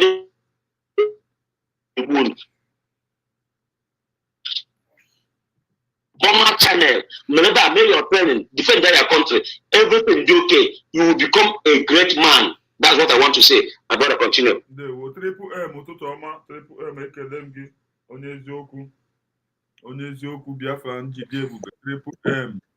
Udo dịrị gị my brother ezigbo mmadụ. Ekele m gị nwanne mmadụ ya gaziere mmadụ niile na-ege anyị ntị ndị nọ na comment section na ndị nọ na house. I greet each and every one of us in this morning. Ịmago ihe na-eme na mbụ sometimes when I look at the way they do things, we realize that because we have not tested what freedom is all about, we don't know what it takes to gain our freedom. And I am going to hold the prices. And the worst of it all is that we don't research. I am a gap for history. We don't read history. We don't observe to know what it takes. Let us not forget, whatever thing that is happening now,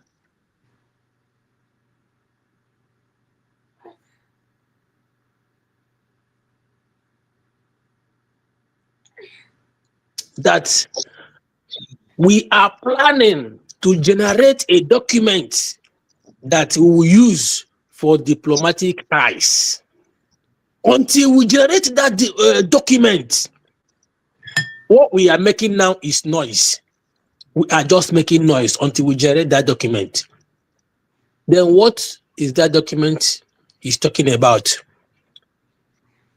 Those documents we generated on that Declaration Day in Finland, which makes us to conducted our self-referendum. Each and every one of us, even though that is kicking against us, also voted. But what do you have? The so-called Ogenkere is telling you that Ngozi is bragging that he has documents. The document is rubbish. We don't need it. And people following this criminal are still clamoring for freedom. Hey! Ndị mmadụ merụ n'onwe na ebere. Merụ n'onwe na ebere ihe nke ọwụ gịnị nke ya ọwụ mbụ. Now, coming to this woman. This woman, if I'm not making mistake, the woman is no longer there. The woman is no longer there. Mono onyara na akpọ mmadụ onyara. take a look at what this woman is doing now. Anybody saying the truth now, she haven't in fighting that person. Remember, let us not forget PM head during her speech during one of our fundraising, when she, trying to nail the zoo, telling them that we will never allow them to do this, that we are coming for them, we are doing this, we are giving them the last warning to vacate our land, that we are following the rules of engagement and international.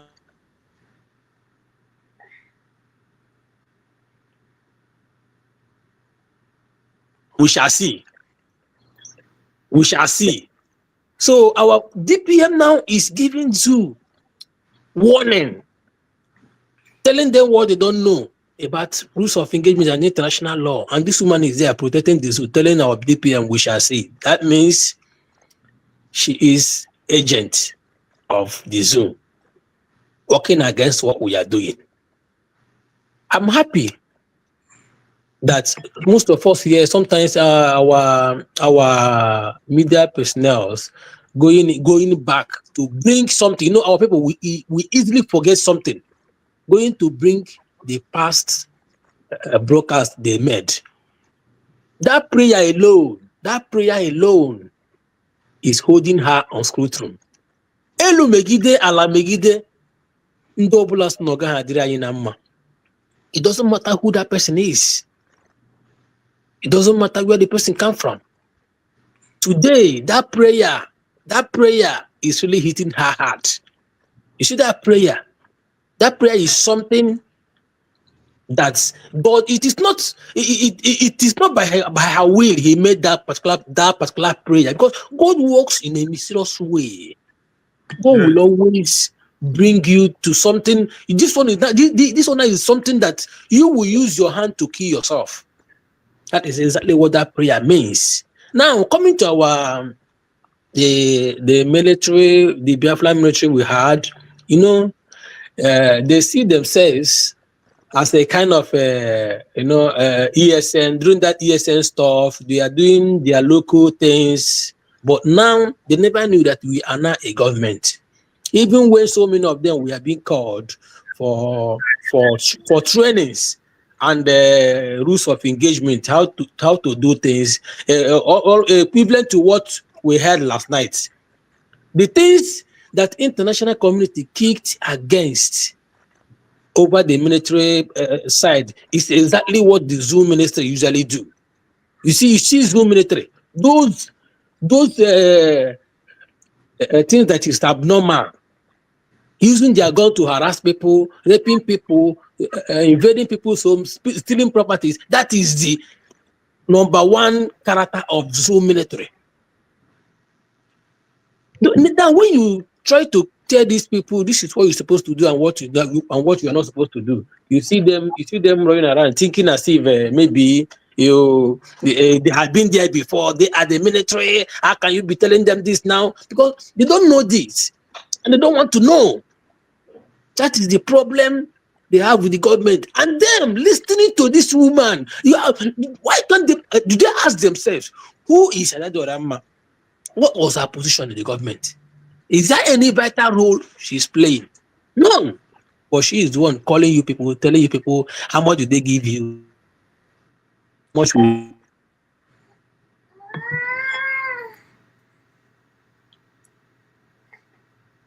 at hand, and we need more money. So they think that whatever money they collected is just to send it home for military, for them to use it, defending the ground.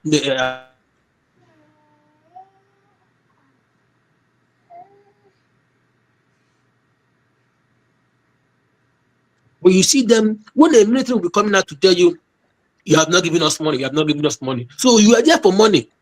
You are there for them to pay. This is voluntary work. Your reward, your name, among all the people that fought this, even the people that died in this particular cause, their name will be written on marble when we finally get our total freedom.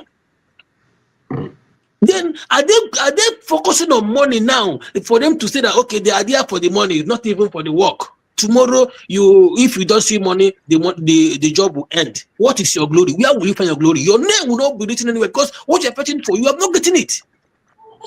Abacha ball, Arasha Oroma. When you watch a ball, Arasha Oroma. But they want to be leaking their this thing where they are playing. It is not done. It is not done anywhere. I'm happy the way Biafra government is pushing things now.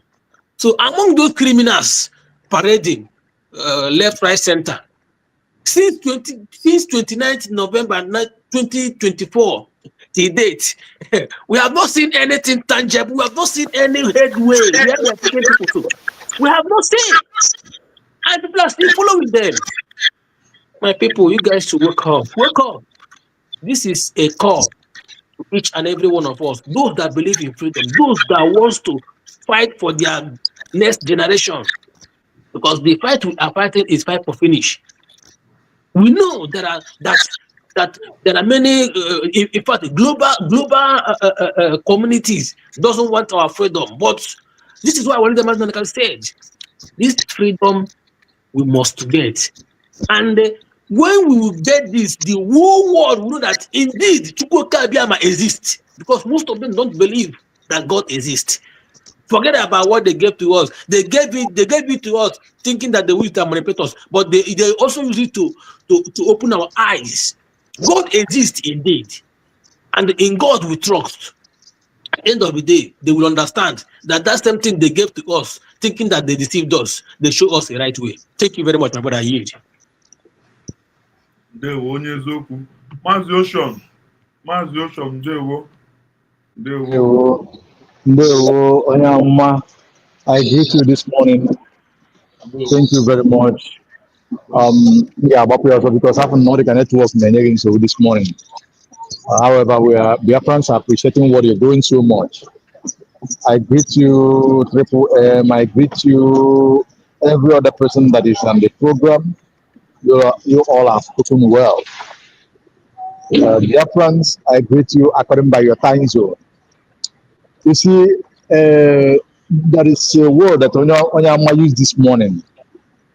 He said, why is it that this Lasuba woman of a person from Sudan, whom is agent of Nigeria, notoriously, why is it that she attacks any person that attacks Nigeria?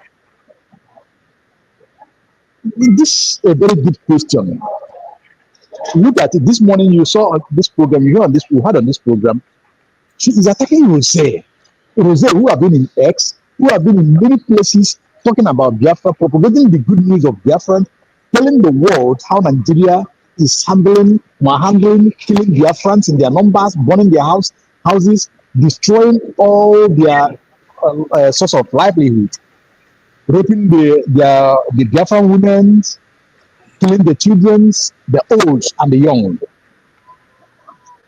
Who did Lasuba attack? Lasuba attacked Rose. Who is Lasuba attacking? And on every minute, every second of our program, she's attacking the leader of Biafra in the absence of Maz Simon and Mazin Nandekan, which is Dr. Mujora Bello.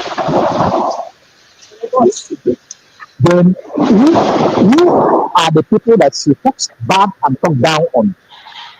She's talking down on Biafrans and Biafra declared.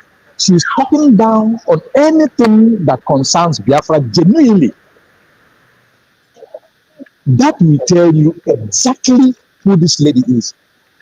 I believe strongly that lady is working on a template. She is working on the template of Nigeria. She's doing the bid of Ohaneze Igbo. She's propagating the deceit, the propaganda of France. Why did I say that? Ask yourself, this woman, Lasuba of Sudan, who is a refugee in France, she knew that France is one of the biggest arrowheads of the architect of the wrongdoing meted on Africa and Africans. She knew the role that France is playing against the African continent till today that we're talking. She knew all those things. Now she saw that after France was expelled from Mali, Burkina Faso, and Niger Republic, the next safe haven of France becomes Nigeria. As we are talking today, France is having a base in the northern part of Nigeria, fueling the crisis, fueling the killings, sponsoring the Boko Haram, the ICIC, the ISWAP that are there, and all other terrorist groups that are in the north, in the northern Nigeria, terrorizing the whole nation of Nigeria, all the way from the Futajalon Sahel. This woman, Lasuba of Sudan, somebody left the mic open, so it's recording back. Please, can somebody off the mic, please? Can somebody mute himself because the recording back here? This woman knew, this Lasuba knew all those things, but she have never for one day talk against France and what they are doing against African people. That will tell you who this woman is. And this woman is what is this lady did not believe in Biafra for anything. Sorry, Right my from the brother. onset. Sorry, my brother that is talking. Are you aware that during that period, Ibrahim Traore was in place when American and France are fighting against her? Everybody is shouting, talking against them, talking against France. You know that this woman joined France in castigating Ibrahim Traore. That period. Yes, that is what I'm saying. Upon all the wrongs doing, the killings, the mineral resources, everything that means good that God given to Africa, France is taking it, Malcolm from it, stealing it, creating confusions, bringing terrorism, sponsoring terrorism, giving ammunition to terrorists, to terrorize, kills not only Biafrans, the Africans in general. But this lady Lasuba from Sudan, that is a Nigerian agent, Nigerian spy against Biafra, has never for one day said anything against that, because she's working on the template of France and Nigeria against the African and the African progress.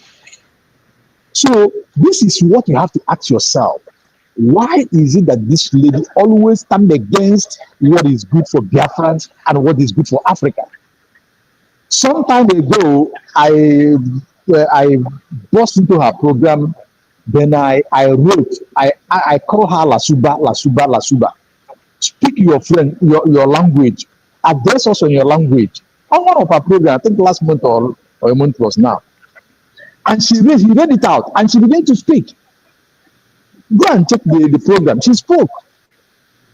Whether it's her original language or not her original language, I don't know. But all I know that she spoke on a strange language that I wrote to her to speak. To tell you that she is not a Biafran and she never meant well for Biafra and she can never. So Biafrans, then my brothers who are talking about here, those that are following them, look, I tell you this, go and check her programs. It's not up to more than 10, 12 people commenting, making different comments. Go and check it. Then the ones you said about Ogenkere, the people that are following, nobody is following these people. Sometimes you see them generate a lot of media. One person like Sonia Parawa have numerous of it commenting. You think if you go to the fundraising, we know what they're doing on their fundraising. They will use computer, ask people to raise their hand as if, which is not. Magical report have done justice and many analysis on that. We all participate on that. So you can see nobody is following it. That is why you saw her after doing the nonsense that he did in DC, making mockery of themselves. Why they lied upon themselves. They went and hired a hall where congressmen used to hire the people and name it that they are going to talk to the Congress about their friends. Congressional speech or what? without the congressmen, none of them that was there. After that, if you watch his program, he said, Ogenkere said that ask Biafrans to come back. He asked Biafrans to come back to him. And on myself, I asked him, you are asking Biafrans to come back. Come back to where? How? What about the fall back? Those who fall back and fall deep, where did they fall today? So, which Biafrans are you calling to come back? That will tell you exactly that these people did not have any followers again. They don't have followers. What they are doing is just doing some mau. They're just, the more you look, the less you see. So that people will think that they are relevant. Why they are playing the role that Nigeria gave them to play. So, having said that, we all know that these people, they are not working for the good of Biafran. Ne Ogenkere, ne fall back, ne Czech Republic, ne the fall deep, and all those people that you see. We only have a government that is speaking, a government that is talking the talk, doing the doings, a government that is following template that Mazi Nnamdi Kanu and the Mazi Simon have built, a template that they got that is leading US declared to the regulation, the template that is leading us to our permanent the permanent solution that we will be in charge of the government of the whole land and settle protecting our territory with our military. Yesterday, we all watch what goes on, what happened on Zoom and YouTube, how Biafran soldiers, Biafran armies have been training. You know, that is just that one is just the one of yesterday was just a follow up. I think they want to show Biafrans a little bit of what they're doing. They just brought that to show you. Biafran soldiers, Biafran armies are now being trained and training on the professional way and international international standards, so that it will not be like before. Then coming to the one that one of our brother here said, that soldiers of Biafra behave in the manner they behaved before. Well, those ones who are working with the government have been trained and they are working well. The ones that rebels, they are there on their own. Those who follow the way that is not the right way, those who follow the people that behave like touts will continue to behave like touts. We see what is going on. So, dear friends, having said that, I will yield my mic for now for others to take it from here. Thank you, Mazonyama, for this opportunity. Thank you, dear friends, for listening to us. Do good and hit the like button. Do good and share the programs. And do good to join Onyama every morning as it comes out. May God bless us all. Thank you. Bless you too, Mazi. Why? What are you waiting? Very soon they will go to jail. Okay. What are you waiting? You are talking way very soon. Why can't you jail them? Every time on a putana to a snake, okay, get it with jail, go jail. Okay, kill me Kalele goes on a base. Okay, kill me Kalele goes on a base. Where the atrocities and goes not committed at Biafra land. Okay, kill me Kalele. Goes on a base on number 1. Okay, kill number 2. And the Guma. Oh, to give you the with her. All the atrocities are not committed at Biafra land before. Mwaba to Bienna. Ngozo Beze use you. Because immediately Ngozo Beze said Loba to be Zuzupota. From nowhere. From nowhere. So, one of the reason why engineer play you get past video of this particular person now, I believe you will understand. So, play here, then there play is here. We got this surprise. For you to see the kind of useless character one yard, and all because of Guinea. Here culture on a witty. I couldn't have born in Finland. Kwezi woku. Now we are not a government. They declare you Biafra. Now did you think that you can stop? that Dr. Ngozo Rabehe, that woman is very dangerous, that she cannot let you people to rubbish this government, that we are not a government. After hearing that, if thank God, unless in that meeting in time, we move. But we are here for her. Today. Now support Zingozo Alabese. No build Zingozo Alabese. Make sure that Nangozo Alabese finish reform the agenda in Biafra land. But let me tell you something, Lose. You can never survive it. And you can never win. Okay. I'm telling you the reality. Lose, Benima, why can't you go and save the life of your people? And the king ebuna anibo king ebuna bini. King ebuna anibo king ebuna bini. Ndi bina na aso na ndị Fulani na eme attack, ndị Fulani na eme attack. When one that na Lose, when you bring that Fulani to their land to terrorize them. Very useless. Hey, Ambro, Akebisi. Hey, you know what? Brother, he now who be from this woman, he not talking easy. I say more. I say more. They get rubbish share on Saturday. Arabai, believe we. Believe me. I say more money. Akebisi, to mama. Yes, sir. Mas Kevin, tutu amano ndị nọ na studio. Tutu amano. Must amara niile mgbawa. Mụ na m na-ege bi ihe disi ifu mmanụ na akpa eri. Cherezi o.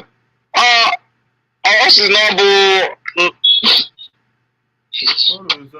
ọsọ nọ awa bụ ọda rozie na ya agbata ewete nnefe nna bini. Hey! Nwanyị ya.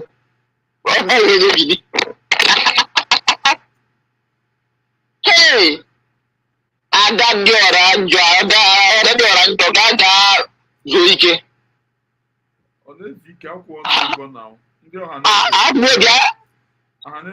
Abụ Biafra nke abụ Biafra si Igbo onye Sudan. Go and fight for your Sudan people. Your country now, you're only here to get. Go and fight for. Go fight guarantee Sudan. Why in Sudan? Igbo woman. See? Onye ọbụla kwuru against Nigeria government. Nwaanyị a bịara bụ ishie. Onye fight the other person. Onye ọbụla fight with you. Nwaanyị a fight against that person. Why? Because of what? Akwụkwọ ya ụgwọ. Ụgwọ akwụrụ ya, ọrụ akwụrụ ya na ọrụ ụgwọ akwụrụ ya bụ ihe ọ na-arụ. Ọrụ agwọ akwụrụ ya bụ ihe ọ na-arụ. See? So I thank God yesterday, ekere m agụ nwaanyị, ekere m ezinne m, ezinne akwụkwọ US yesterday for this humanitarian, international humanitarian law lesson they teach yesterday. All the murderers. Yes. Not being serious. See? All being serious. I thank God, we thank God for her. So I'm on boy. I'm here by Yagano. I was so going to Nigeria government now, once and after I change the case there on the on Friday now. That's not on Friday. So on now, we hear them. More now, my yacht of the only them know. And I speak to them about the child, speak to them all the dependent in that canal. You can imagine Unyawusa Potara. Unyawusa Potara ni kuna advocate power in the Mazinan Kano. Unyawusa Obo Ebo. You know the friend today. Obo some dance man the plan. Some good one. Potare happen now they can naga made onion the protest. Obo Unyawusa. Mana nwanyị ete mmadụ nwanyị a na-aga against it. Onye Hausa kwuru ya ọkụ onye ọsọ na-eme organize nwaanyị Sudan naanị nwa nwaanyị na-aga against it. See? That means n'ihe a na-eme ahụ ide na-adịghị. That means ibe a na-eme onye ndu na-anakara na-adụ nwaanyị ya mma. See? Ine nwaanyị anya na ọ bụrụ na ị gaa na comment section sef just na few people be na few people o nwere ike na mmadụ anyị aga eju 5 sef na akwere ya anna wala adị 100 na wash eyi eru 20 hit reg boss mma 20 ga hit reg boss see ọ bụrụ ihe bụ na cost ọ bụrụ from grease to brass nwaanyị a ka enyere chuga nwaanyị a ka enyere nwaanyị a ka enye chuga ọ sị mba n'onugbu karịa m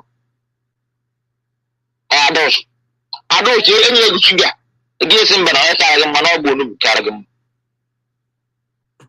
ibu woman anybody condemn Nigeria government give him money attack why because of what ịnara gị ego na iwere bịa rụwa Nigeria gị na-arụ ọrụ ọnụeze ndị Igbo ọrụ ọnụeze ndị ochi na ndị ara ọbụ ọnụeze ndị Igbo ọnụeze ndị ochi because ndị na-anaghị akọndem ihe ọjọọ a na-eme na France a na-represent m they are not representing me because of what ebe ha na-akọndem dị ifo ndị zoo na-eme awọdịde ha na-akọndem ihe zoo na-eme na Biafra they don't condemn it or abia spirit oge nkere kiri na gwara gị na ịgbago ya final kick na ịgbago ya last card ịtụwana pick two and check up mmanya onye na-agame ọ sụra na ihe mgbara awụ last card ụnụ emego check up kaadị ụnụ agwụla pụta ọsọ ndị akwụkwọ honorable members ya ha na-agbafe ego ị ga-anaghị donate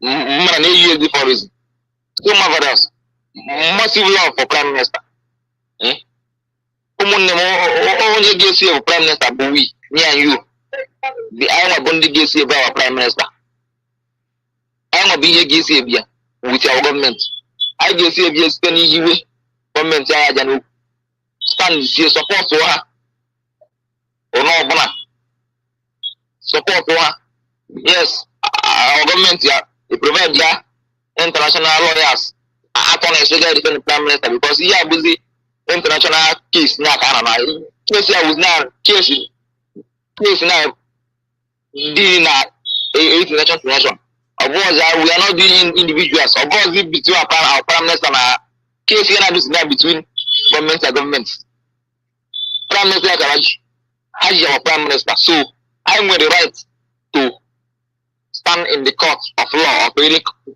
anywhere in the world.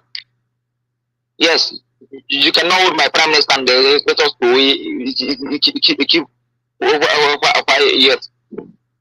Adauchu now, because of Adauchu now not all in a very big pain because of what the room for appeal on Abaka issue. I'm telling you, appeal on Abaka issue because ọgbachi egwu na ndara na-ese because ọ bụrụ na you watch this evil man after ọgbachara egwu a you are to stop the image of our ọzọ attack stop to mana ozugbo ndị na-enyi the people engineering ha gbara gwa na kwere enyi gweru mpa appeal and our government na-adịghị for appeal ọ pụtakwa gbakwa siakwa si ọkwa mere one video pụtara ebe ndị north ndị awụ na ndụ ka because the other person when I watch no jigawa other people na ndụ ka site na ndụ gbọgbọ ka sị na kọrọ ya ndị ha dị clear support or USB. See? Now I'm gonna condemn we on Zoo government name. Yeah, but you understand the Bible. I'll repeat him to one gather evidence. You want not gather evidence. Because you want not I gather here power. Because you want not gather na how so down one the put him down on that one part of Nigeria they go for us. Abu very big evidence Abu very big achievements. Now the northern part of the country they are condemning the evil of on the Fulani. You see it. You will never know what this woman is very intelligent. Very intelligent woman. Oh, just no, eh? I thought I'm when you're my yeah, but then corner in the corner northern country nature support. Corner goes in one and the queen now. This northern part of Nigeria. That was the other tribe, they are showing support. So international community now they don't have no choice. Finland don't even have no choice again than to release their prime minister. Yeah, but very big evidence that you see, first one among the Jigawa. Second one among the Katsina. You see, when I came to where they may not Ghana ministers now the mouth. Tiger die of Mawuri, hit in the hand. Hit in the hand. 1 year, 2 years, 1 minute. I saw one France. I saw what they can get. Why in Sudan? Why in Sudan? So, our brother, yeah, our brother is by Wuku. Think I get here. I think think Holy Ghost thinker. Holy Ghost thinker being Tibura.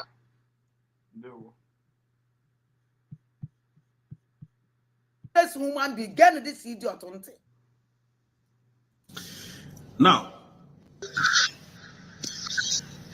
I want to ask the people who are asking about Martin Nandikano. What are the USB doing about Martin Nandikano? What are the lawyers are saying? Oh, Martin Nandikano is suffering. He has sickness, which we already know. Martin Nandikano has internal illness, and they want to use this against him. And now Martin Nandikano is being poisoned in that DSSS dungeon. So they want to slowly take his life away, which we know. But again, I want to ask, where is Bianco Juku today?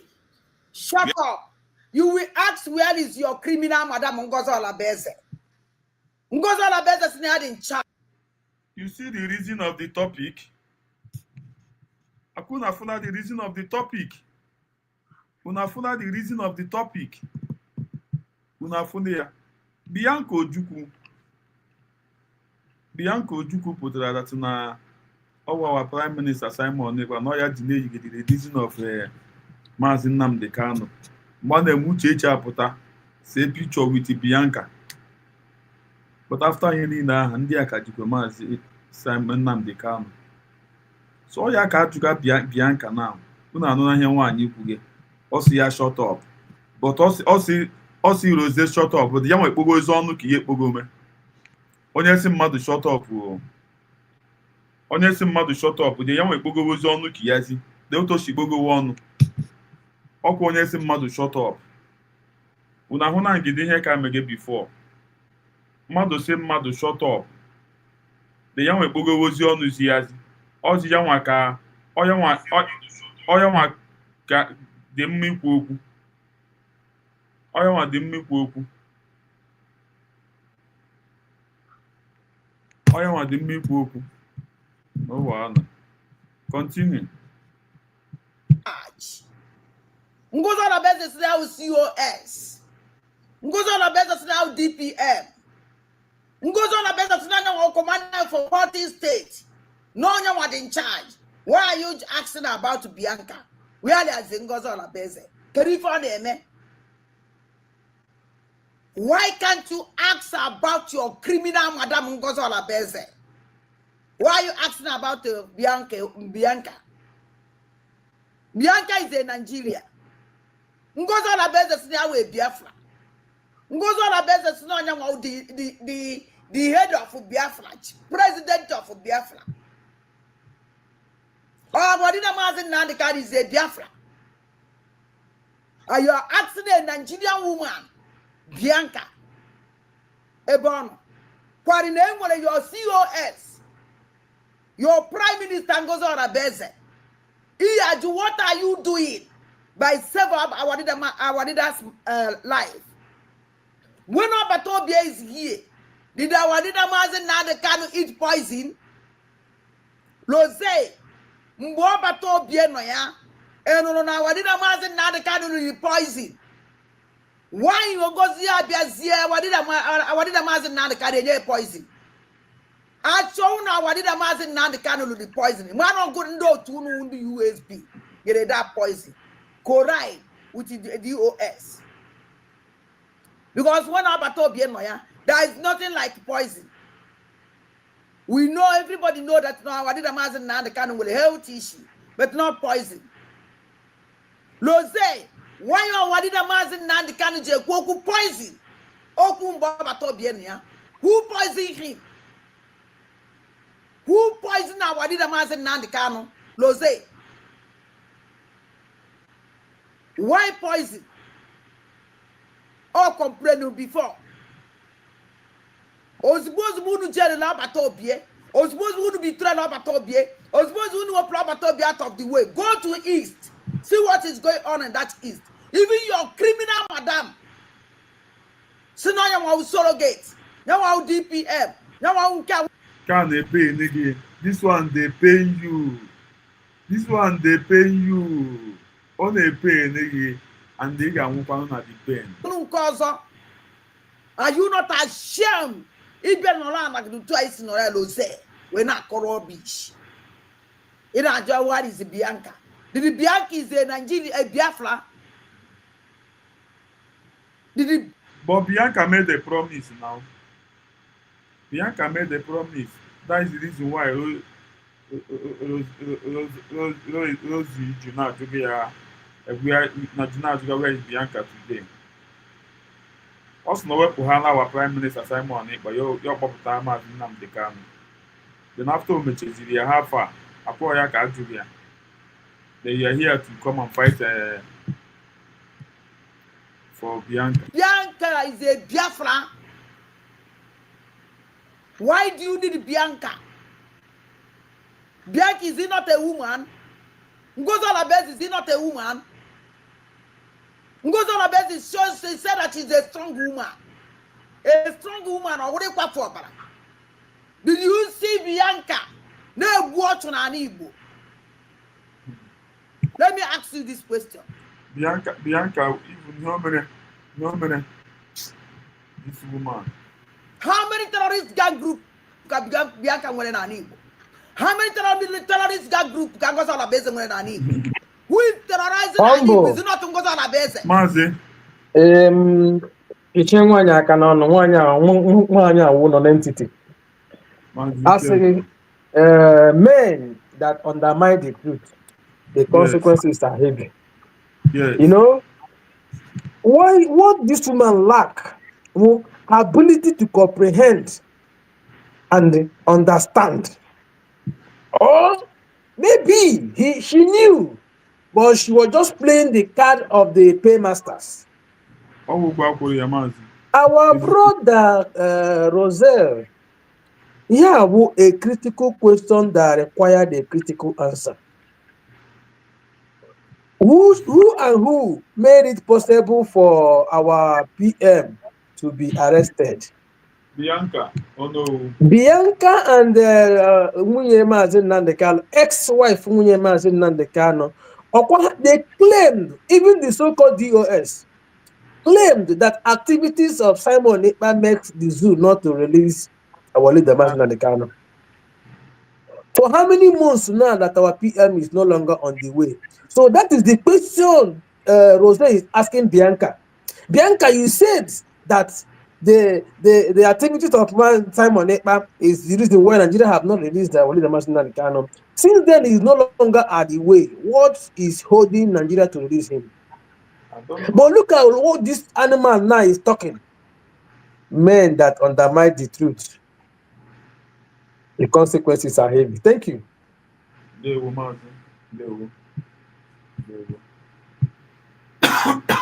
Maazị Chibụzọ dịrị kwuo ụtụtụ ọma.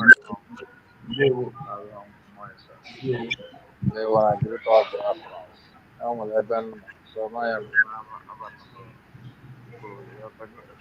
No problem.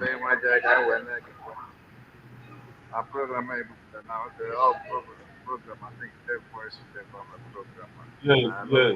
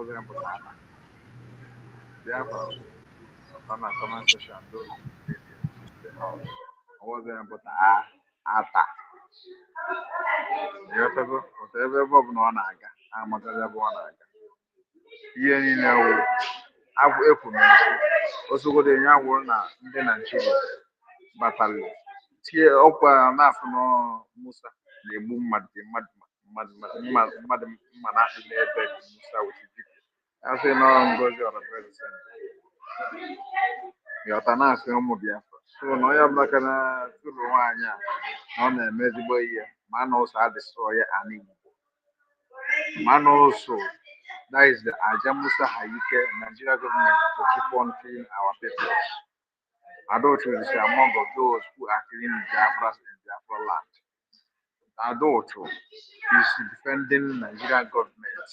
Adauchu is defending whatever the Fulani bandits are doing to us in Biafra land. Adauchu is in support of that. She is blocking them, defending them. Adauchu is in support of whatever that is going wrong in our land. Abalina now, at this Adawa in Church and France is involved in it. Honor the bunk everything in Musa Hamid. Nah, say no Hamid, you know, Ngozi. Adauchu go see I proof. But we are going to show you proof that this is Nigeria government that is killing us. Adauchu, you are among of those that is killing Biafra. Adauchu and Nigeria government is working hand to hand to bring everything down. But we are more than them. We move, my brother. God bless you, my brother.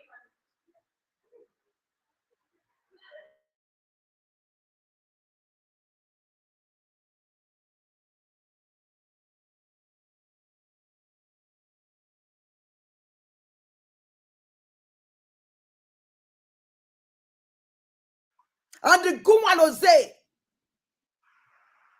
are you not ashamed of yourself? A man like you call your stupid self man. You sit here. Ama m na-emuturu m enwe m emutu. Ndewo. Ndewo. Go ahead. Go ahead. Balachi, that fans in the studio, I greet you all. Take care, all the rest. Ocean Master, I greet you all. That fan listening, I greet you all. But honestly speaking, when I am myself, on a turn them up. On a turn them up in essence that we all know that what she's saying is not true. The new Biafrans know that what this woman is saying against our DPM is not true. It's just only propaganda and the blackmailing. That's all it is. And now sometimes I ask myself, what does this woman really want? And what does she really want to achieve doing all these things? I don't know. I don't know what she really wants and what she really wants to achieve doing all this manner of things she's doing in the social media. Even to the extent that the government are even allowing her to continue doing all these things. Character assassination to this level of, yes, there is a freedom of speech, but not at this extent. This is what we call pure character assassination. When somebody will be blackmailing, calling you all manner of things that you have not been doing, and you allow such individual continue, it means that you encourage her to do so. Because if I thought the government have at least caught her a little, she will understand what she's doing. If at all you really want to criticize the government in the area they are not performing well, the area that they are not doing well, yes, there is room for that. And there's a rule of engagement. In everything, there is a rule. Mas, there is always a rule. If you are a journalist, you want to criticize the government, you are an analyst, you want to criticize the government, there is a rule. There's a room for you to criticize the government, but not at this extent. This is a pure blackmailing, pure name calling. Don't be continue be tolerating. We Genu Biafra, our stomach are turning us. We are not comfortable with the level that this woman been allowed continue all this manner of things. No, we are not happy. They allow her to continue doing all these things. This is not the way forward. You can say, okay, last night you and I saw what the government did. Technical, the rule of engagement internationally. Most of all these our men don't understand all these principles. After all, they have not been here before. But now you can see the angle that government is coming, training them, telling them the rules of engagement, telling them that this is what you're supposed to do when this social thing happens. This is what you're supposed to. This is their expectation, and you can see the way things are going. Because previously they want the woman to be constitutional and here and there, what here and there. That's what they want. Whether that is right or not wrong, they don't want to know. At the end, who will be responsible? That's all this push around they wanted to achieve. At the end of the day, this woman being so much that are wiser than them, she ignores those their noise. And today is the history. And now they have discovered the angle she's coming from. Now those propaganda, they want to rob her in with water, and she ignored them. At the end of the day, they couldn't trap her with those their so-called water. And now they are coming with another angle. Name calling her terrorist, calling her this, calling her that. And the woman was dodging all these things. You can see the training, telling our men, USB Army, this is the rule of war engagement. Continue doing this, the world will hear your voice. Despite that the world may not be hearing your voice, but continue doing this, the world will definitely hear your voice. You don't need to follow these people. Do your own. Follow your own principle. Like our DPN always, she follow her own principle in governance. She was not following the previous leadership. She have her own. She have to follow her own principle that will enable her to achieve all the goals that she might or she will require. She are following her own principle. They started criticizing her, calling her names, calling her all manner of things. Everybody must have a different approach in getting results. She have decided to approach this way and allow her. They started calling her that she's a Sabo, she's a Fulani woman. Now look at what is happening. The so-called Fulani now, even the one that are campaigning for our dear leader. You can see the recent change. The Fulani now, the Hausas are the one that have been taking it upon themselves. That even made the government of Nigeria change the date, bring it backward. Because of they know what Hausa people can do.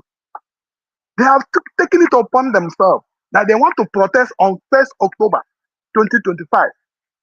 And Nigeria already have getting the signal. DSS, I was telling Tinubu, look at what is about to happen. They are giving him signal. That day will be something else, expect something extraordinary. That's the reason why they bring the date backward so that they can do whatever they want to do before that date. Because they don't know what may be the outcome. You saw what happened in Nepal. Because this is how every government fell. Every government that the people destroy, this is how they come. You saw what happened in Burkina Faso. Because the people protest. At the end of the day, the parliament, everybody ran away. The president ran away before military took over. So Nigeria cannot be exempted. So don't underestimate any threat like that. That's the reason why they brought back the date, the 26th of this month. What does it signify? If I thought this woman was not following her own principle, her own way of doing things, do you think that this result we are seeing here and there will be manifesting? Everybody has their own approach. And that's why I love this woman. She always have her own approach of doing things. And the results are coming. You can see our men, they are not educating them. This is what you expected. Don't do this, don't do that. And before you know it, you can see there will be harmony. There will be harmony within Biafran land. Because all these men of grand something have caused a lot of fear. It creates a lot of fear. When you talk against them, they will start looking after you. When you criticize them, they start looking after you. When you say you don't do this thing, they started looking after you. When you say the truth, they started looking after you. Is that how we run a country? That's not the way forward. Because all these things that I don't blame them. That's where we are coming from, the background. Because everything in life, background matters a lot. Where you are coming from has a lot to play in your life. Background has a lot to play. They are not to be blamed because the background where we are coming from, you see how volatile it is. And that's why they are coming from. All those manner of the way Nigeria are intimidating their civilians, all those manner of things. They think that that's the way forward. That the US government are bringing international oriented principles. That most of them are not comfortable with it. That's why they are kicking against it. That's why they are reacting against it. You can see the effect. But I believe that the way we are handling this matter, the way Madam is handling this matter, that's the way forward. That's the international practice, and that's the best. We will get the best from it. And I'm not really regretting it. I'm not regretting to follow the USB government. I'm not regretting supporting them the little way I can. Because I know that that's the only way out. That's the only way out for their France. Because we have suffered a lot in the hands of this our enemies. Because there's no place in like a home. Your home remains a home. Upon how many years of Israel in exile, at the end of the Israel have a home. And you can see the wonder they are doing in the world. They don't have anything, but they come of wise, technology and otherwise. They are leading. That's what their friends are about to. That's what we are starting to. Mazin Naniga told them that even if that so-called oil, gas, we will give it to people free. That's not what we want. We have what it takes. We have our brain. Their friends are wise people. He knows our potentiality. And he wanted us to be harnessed at our potentiality. That's the reason why they are afraid of us. Ibophobia. They are afraid of Igbo man. And you can see. So what we want is not all about the gas, mineral resources. That's not what we are interested for. If an average Biafra man are wise. And that's the reason why Imam was saying that let us have our home so that our people will develop their potentiality that God gifted to them. They say no. And that's why every day you see what is happening. Whether they like it or not, Biafra has come. And it's come for good. Now, as you continue doing your good work, God will be your strength. Wisdom and all the rest. Good health. God will shower it in your family. Continue doing their work. Biafrans are listening. Your job you are doing every day, morning and night, is heading way. It's making a way for the government. It's making the job easier for the government. Continue doing the work. Never deviated. Because Maazin Nanikalo told you, say, don't allow the devil to enter you. He knows why he's saying that. Like when he saw her in France, he saw what is happening to her. She undermined the truth and the consequences to following her. There's no two ways about it. She can't run away from it, whether she like it or not. Let her continue. One day you see her collapse. She will collapse in that her studio. One day, I promise you, she will collapse.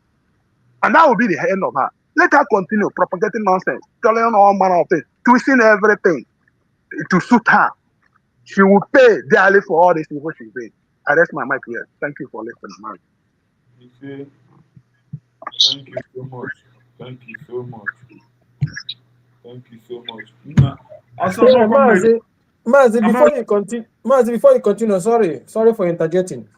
Yeah, no problem. Yeah, thank you very much. Thank you very much. Like our brother that just spoke now, you are the next person.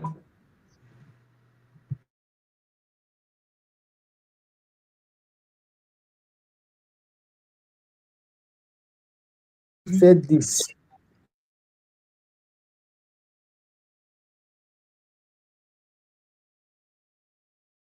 You Nemezi. Oh, she side again.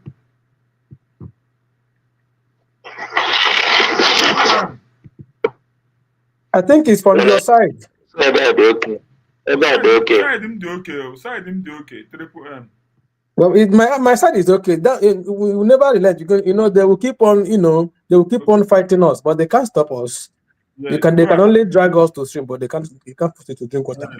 This my brother just made a statement that Mazi Kirena made last time that this woman will definitely collapse in her studio one day. You see, what we are doing is a taste of the spirit. I love the way they also say it, but they don't understand it. We all know that we are fighting international community. We are fighting the world, not even Nigeria. Nigeria will think couple. Because of what? Because of our resources. But we are not even seeing the resources. We have, for how many years now, for how many decades now, for how many centuries now, we have not lent any hand in our resources, but we are still surviving. What we are fighting now, surviving for our lives. That's what we are fighting for. Resources is not even our problem because we have our manpower. We want to live like others. And we are the generation of live, let others live. But they don't want us to live because of our potentials. Our enemies knows who we are. That's why they don't want us to rise. But this time around, this is the end. Chuko Kabiama will make it. And the whole world will know that yes, God indeed exists in our own time. Thank you, my brother. Let's continue. Thank you, Mazi. Thank you so much. Thank you. Asking a woman, Bianca, where is Bianca? Where is Ngozi Alabese? Your COS, your APM, your DPM, your rubbish, your prime minister. Where is Ngozi Alabese? What is Ngozi Alabese doing? Is it to come out in social media, scam people collecting money? Sponsors buy sophisticated weapon. Group where terrorist gang group. Bukai them and they terrorize our land. When Abato Bia is here. Ndoki go Barosa na Befa. Mbobato Bienia. Mbobato Bienia. He may on social media, he may be here. Mbobato Bienia. The contact remain on ground. He may get now. I may here. You know, do to start with. The contact remain on ground. How long this dog go Barosa na Befa? Umaka go Barosa na Befa. I just cannot you go out criminal. Lord, they come and answer me. If you don't name Pagi, Ngozi Alabese is a woman. Bianca no is a woman. Why? Egypt there back rubbish. And he tell us that you would have a price of the terrorist criminal platform. Sorry, my brother. I'm a so can I be here? You share my I cannot know how we an entity call. I just doing this thing for reference purposes. Because this woman calling out some people, calling our DPN that what is she doing? Can you name? Can you name? I thought na nwanya mgbe ọ pụtara saa anyị na gọọmenti nke a ya nwa nọ n'isi Emmanuel Oremedius nne nọ n'isi Biafra Unite nọ n'isi. What's wrong with your government? Why complaining? Enweghị ndị ga-alụrụ ha ọgụ na ọkaigwe ka enweghị ndị ga-alụrụ ha ọgụ na ọlụ. What happened? What changed? What changed? Ojidikwe na-achọkwa akwụsị Ngozi Alabese ọrabụ Fulani na ọwụ onye Fulani ka ọ. Then why calling her to come and fight for these people? Onye ocho biko ka gọọmenti unu ha afọ a ka ebe agwa abalị dobere isi ka ihe unu na-emezi nna lekponu m anya o.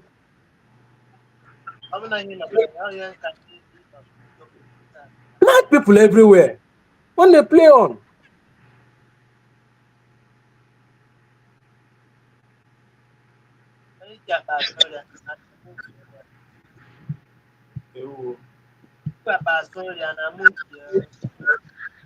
Mazambo. I agree to.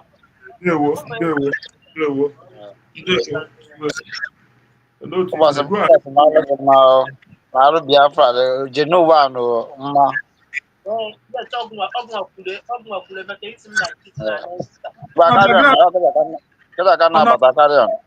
Okay.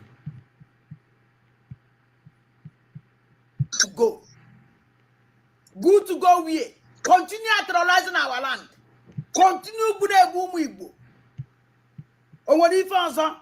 You know this man call us say they use the platform yeah and recruit to me but they butasa case he were before. Because what if this man are capable to do?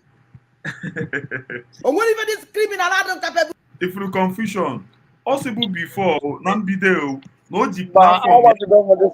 Humble. nwaanyị a Rosego na-agbaga attack akwa ihe ọma na onwe ya okay for ka this woman just useless nke ya mama m ebe o si useless this woman amara m ebe o bido Ọ sị na o jiri platform recruit gị ndị mmadụ ugbu a na ọ sọ maazị ma ihe o ji ya eme gị ọ tụnyere before ọ sị na ọ tụnyere before ewere ya ọ dị something na attack na based on ihe o ji ekwu okwu a bụ na ọ ma na Rose egwu ọ sị na ọ chọrọ iprotect vote ya and two mụa na-protect kwa nke m ihe m ji tụọ vote bụ fourth of that ka m ji tụọ vote based on network if you don't nkata ịbụ first so nwere ka mmadụ ga-abaja nagata ịgbagharịwa ya ama m how many people mụ atụrụ vote m mere ka ha tụọ vote so mmadụ abazie ebe a na ọ bụzi na nka na norm na Nigeria ndị a bụ useless people. That is why na n'okwu ha na-ekpo iwe na-ewe m because they don't have anything to offer. Just all the distraction ka ha nọ. And ihe bụ okwu na ihe na-adị ewe m iwe na anydigodo ga-ewere ofu onye eme ya example then ha gbata something. Ị nụrụ maybe imechezie ibutezie nke ahụ mbụ nke kedu ya na-akpọ ya mbụ ATM. Ọ sị na ATM oge nkiri now na ọsịsị na our PM enwere ozi ọnụ ikwuzi okwu onwe ihe ọ ga-ekwu ka ọ stọpụa isu our DPM not our DPM isu Biafra to court iweta ichekizie those kind of people so ichekizie that kind of people kedu ndị nwa bụ mmadụ icheche ya kedu ihe ị ga na-aghọta ị ga-akwụkwọ nwa oge eziokwu icheke ihe si na ndị abụ ndị chọrọ gị freedom asị gị tụọ mmadụ na ịhụtụrụ ya ọ ya ka m ji agwa gị sometimes na-ekwu iwe na-ewe m because all these people nwere anything fọrọ a ga-ewetewu nothing. I don't see them for far. Anọ m far ha ozugbo ma na ndị adọrọ mma just money power mongers ego power eke just for nothing. No onwegwe ordinary English no you cannot onwere ihe ị ga-emewu dị pụta na ihe ọ na-ekwu eri na efede ngwanụ carry on.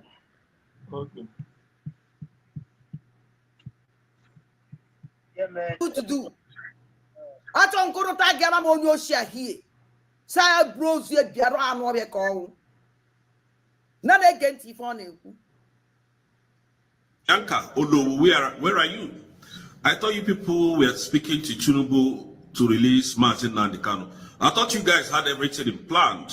You have everything planned up. I thought you people had spoken to Tinubu. The only problem you had was Simon Ekpa blocking the release of Martin Nandikano. Madubugo, where are you? I thought what's your hell up? Why are you calling him Madubugo? No, what? Why are you calling out all those things, all those people? When Obato Bia is here, and Rona call Bianco no. When Obato Bia is here, and Rana call Madubugo. When Obato Bia is here, and Rona gonna call some mother. Because someone that those these people. Mazombo, for this woman, problem you have now, also not already destroy our DPM. That is problem, yeah. Opera here on a me, or much on a mail. But now, that's on me destroy you near dota. Or more than a DPM, I will also your standard. No one this year, no one day, but I have a woo here. Oh, one of that cabinet. Apple. Based on the flesh. So here on a many, I want to destroy this woman. I want you get me here because I as where 2 or 3 people are gathered. The Spirit of God are be around that place. So I go with Okwageku. I want to feel no ngozi rabeziko na-eme. Ọ bụrụ onye nwaka ọ na-eme, ọ just na-agba ihe ọ na-agba. O nwere ebe ọ ga-afụwu ya. Ọ dị very difficult. And achọrọ m ka m bunye brain ka ọ bụrụ na ọ ma ihe ka ọ ba n'otu a ka o si dị. O nwere mgbe ọ ga-eji si na ngozi rabeze. Because anyị nwa na-afịa. Then ndị nọkwa na cabinet na-afịa. Ọ bụrụ sọsọ ofu onye. so ya bụ na ọ pụtara na-eti mkpu ahụ ọ na-eti o nwere onye na-atụpụrụ ya onye na-atụpụrụ ya ọnụ bụ ndị yes ndị part of ka esi mee our supreme leader mbụ Maazị Nnamdi Kanu. If not onye a enwere ọnụ nothing onwere ihe ọ ga-ekwu. Kedu ihe ọ ga-ekwu? Kedu onye mmadụ onye a na-ekwu okwu na mepere ọnụ ka utobo dowere ọnụ ka utobo onye nwa ga-apụta na bịa sị gị gịnị from ịnọ na USB from USB pụọ ebe a brigi na-asị gị follow back from fall back ị gaa na CRC from that CRC ịnwapụta pụọ esi na ịnọzikwara onwe gị.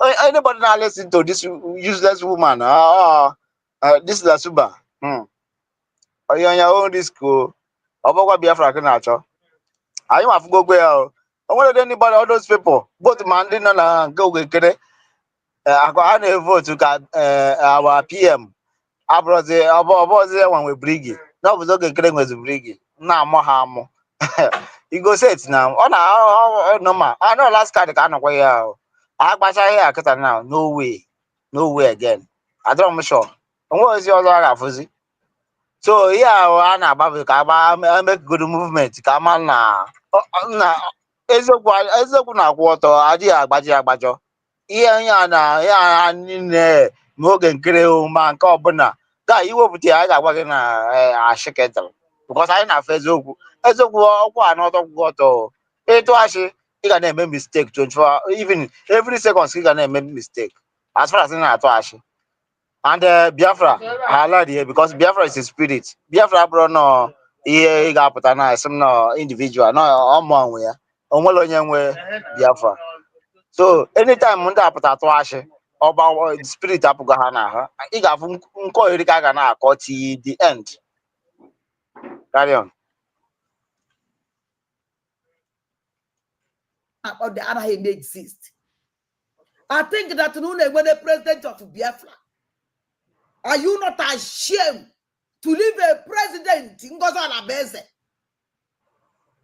Not ordinary people, ordinary you, an individual people, even watch picture. Even I want to crave a kid feeling in here. Oh, want to crave a this is zombie.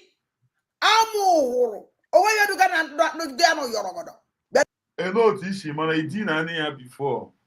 Otu isi mana na enweghị dị anọ yogoro. Idiot. Otu isi mana. Ebe ekre. Ina akpọ Benjamin Mwadebu. Gụwa na onwe gị ọhụrụ nwoke ka ewu. What are you doing? Ngwa maazị. Efugokwa na ya na advert zikwa nkata bụ DOS o. Why anyị jikwa ndị DOS okwu. Okay fugodu ihe anyị ngwa gịrịkịta na ị ga-afụ ya n'otu ahụ ọ ga-agụ erigide ti end. So mgbe ọ bụzi ndị kere ya na-akpọ eze gịnị ka na-akpọ dị asef obi eze ọ ndị bụ onye ga na-afụ ya carry on with kere ya na-akpọkwa the other one ama m na other two people one negative ị na-akpọ this woman with that the other woman nọ na America ha kpọ ha na ya asị carry on jisi ike ndị jisi ike ahụ na o rugokwe ha ga ọsọ ị ga-afụ ọsọ ha ga-agwụkwa Ben Johnson iweta so ndị a na-akpọ ya they no go nothing. I don't know if ọmadụ na-eme mistake as ọ bụrụ na mistake ọ ma ama na-eme ya but na o feel that na ọ chọrọ imegide our DPM but ọ bụrụ DPM ka a na-ekwu okwu Biafra na-epụta ozugbo ewepụtara isi gị otu a afụ ya ozugbo afụ isi gị na isi gị bụ ya ahụ akọwa gị ka isi dị o nwere onye ọ bụrụ DPM ke Maazị Nnamdi Kanu no it's not about our PM a na-ekwu okwu Biafra rigoro isi mmadụ you understand so mmadụ apụta na ịbịa wepụta isi gị ka hapụ inyo gị ọfụma ọ bụrụ ozi before now ebe anyị nọ na social media ọ bụ na ha dị afụ ihe na-eme nke ha tụkwa different amana adị afụ ya but kịta na ha na-afụ ụzọ karịzi many ways to kill the fish so onye a na ihe ọ na-akọ onwere dị ị ga-afụ ya ihe niile ọ ga-ekwu kịta na ukwu ya ruo tomorrow nothing. Onwere ihe ọ ga-asịta. Ọ ya bụ the same thing n'oge nkiri pụtara kacha sị na congressmen ka jikwa eme even ọ sị ka hapụrụ ya Washington DC asị ka hapụrụ ya na ya nwa nwezi ya onye dị wanted ichekwe ọ bụ ndị ga-enyewu gị freedom a na-akọ eri ndị a na-eso ya ka amamụ aha. Oh my God. Na continue. Ndewo maazị.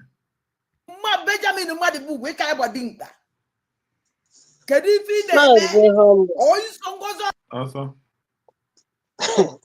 Na maazị humble, honestly, in fact, can I quote inside? If you go this video, I think you have played enough of this video.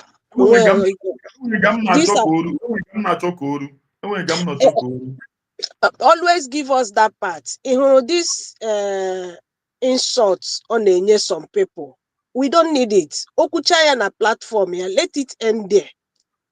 Let it end there. If all these terrorists, it doesn't work anymore. Oh, when I hear me yesterday, IHL. After I get that thing, we don't need to mess up again. We need to upgrade and play to the gallery. We really need to. If all this terror, let it end in her platform. We don't need to start making it go viral again in our own platform. Let it be that we are here to debunk what is necessary. In whoever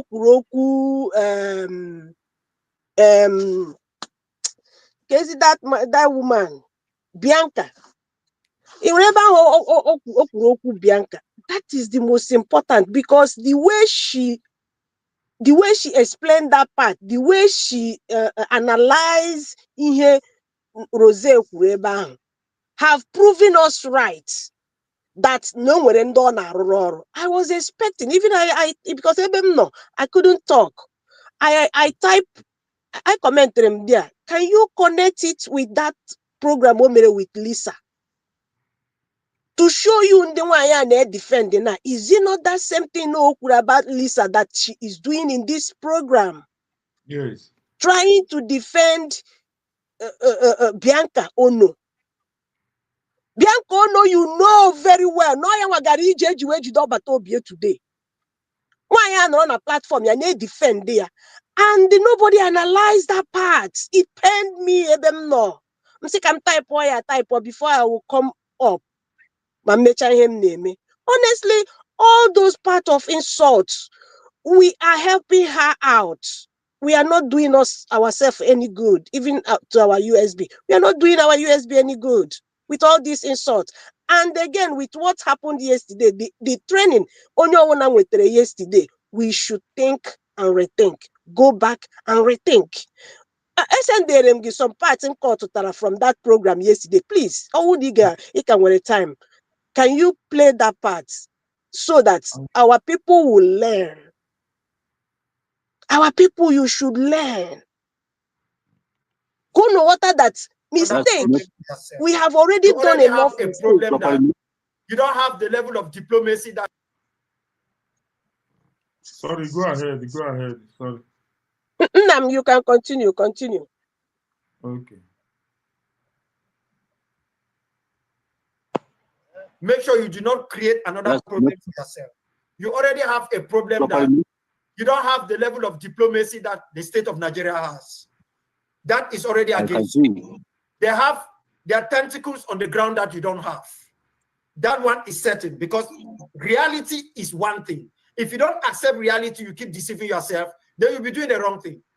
However, as you prosecute whatever you are prosecuting, these are things you must not do. Don't do this. Don't do this. Don't do this. Yes, the enemy might be doing this. They might, in one way or the other, have 2 or 3 Biafran combatants in their keeping, and then they tie them, or they do not even tie them. They shoot them extrajudicially and kill them in point blank. And then you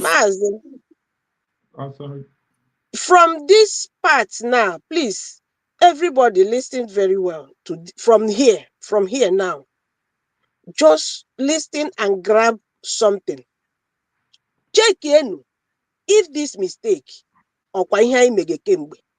and after listening to this, getting this training, I continue with this mistake. The answer is no. So, Biafrans, please listen from here. Just pay attention from here.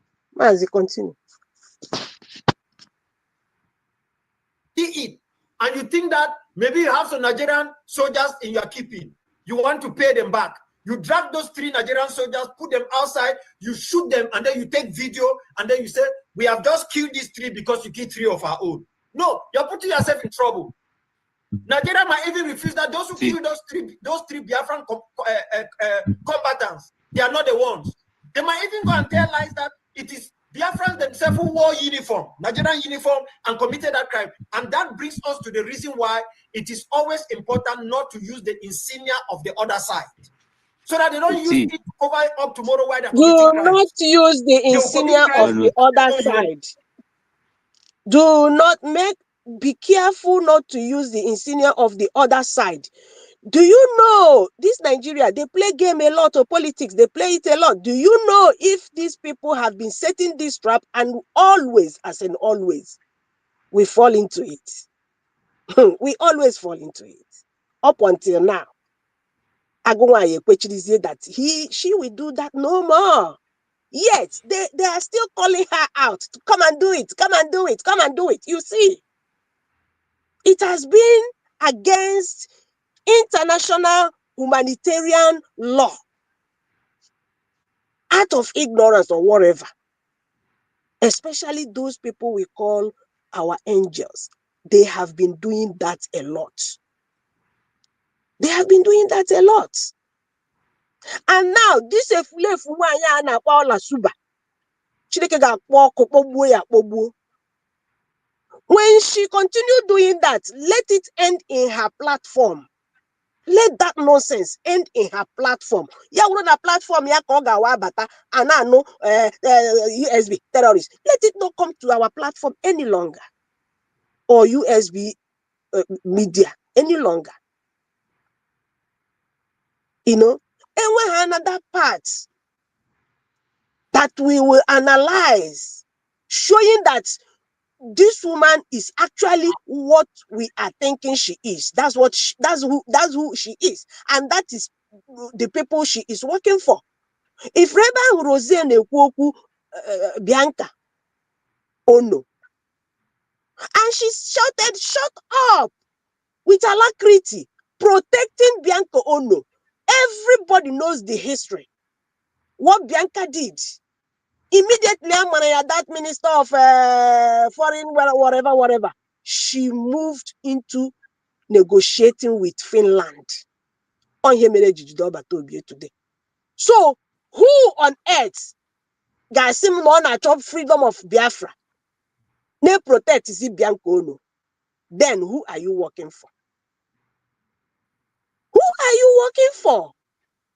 Out of jealousness, out of hatred. Therefore, keep protect.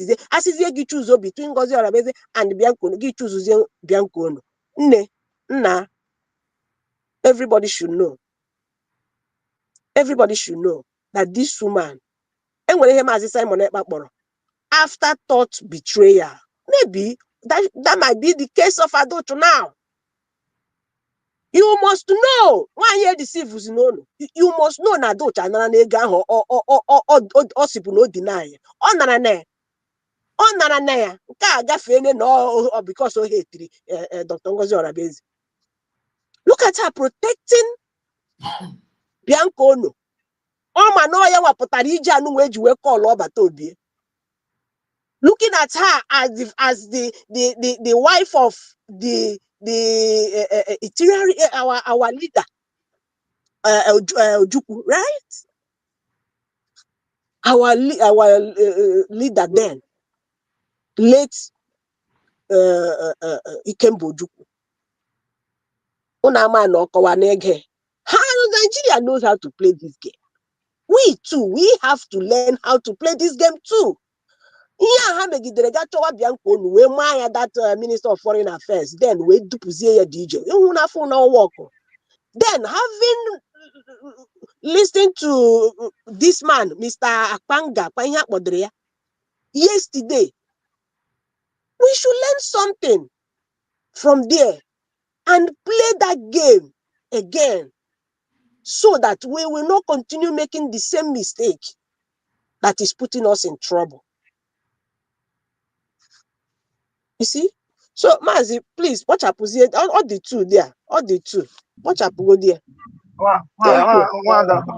Nwada Tina, ka m adịkwa ihe nna m isike n'ọrụ ị na-agbalị isike because leki ihe anyị na-ekwu ọ dị swa ahụ ha ndị Igbo tụrụ ndị onye ma akwa ọkwa n'aka ya ịma ihe anyị na-ewe anyị na-ekwu like this anyị na-ekwu maka DPN si ya ọ na-adị mma eri politically inclined for you to play a politics. Ọ na-adị very essential. Ọ na-adị very important. You understand? You can't play ihe akọga na we ihe asọga mgbu na nkwa ka na-asụ ha na-asụ ugbo na nkwa draft ka a na-play na ihe a na-akụ ugbu na draft ka a na-eji onye maka zụrụ onye na-ewin ịbịa wọcha like ihe ikwuru ugbu na Nigeria amara na like ihe Daman kwuru ọ sị Nigeria nwere advantage over us unless you don't want to be realistic. Ọ nwere advantage ndị nwere akara anya enwere ha machineries na-arụ ọrụ ndị a don't like here DPN men. DPN man that na she alone cannot get this thing. She need to acquire, she need to incorporate expertise in this field to enable us to get what we want. He cannot do it alone. And they are the kind of people that we needed in this stage of the game. He needed those people. Like here the Akwanga yesterday. He can afford that MLA a lot of mistakes. And I continue to make those mistakes. Too many mistakes. Target the next target Hana can have anything I get zero body woman in. So at the end of Biafra now, the fine they put on like 3 years or 4 years before continue based on Hana. I may happy like I may happy like and that's what they want. Now the woman I Mamu Hana here, matter that here we trap, etc. Ya to jump for pastor of it. Then I criticize here. Not was your name. No stable, all packet, all rubber flani, no more water. Duzun is not crying. Duzun not doing that. Is on here. Now we are now in government. Oh no, somebody must take responsibility. And that's the game. You cannot compare Mazin and Nikano with our DPN. You cannot compare Mazin with our DPN. Everybody has their own approach. So along our own approach, we have learned a lesson from all these previous leaders. Ojukwu, you have made a mistake. We have learned from it. Now, like what he said, without Biako Ono, there's no way our PM will be where he is now. Because they know, they when all manner of petition was, coming to Finland saw all the whole petition. But the only petition that moved them is the Bianco Ono petition. They said that since the president's wife, you don't know what I mean? A wife of a president of the country that you're talking about wrote a petition against him. It means that what he's saying is true. They now invited him to come and give your own side of the story. And that's the rest is history today. So most of them don't understand the politics, international politics that you play. You can see the politics that is happening in the global village now. You can see the politics between Israel and the Arab nation. You can see the politics of America within the Arab nation. You can see the politics of America against the other countries of the world. There is politics. If you are not inclined, you can't play the game. If you don't have what it takes, you can't play the game.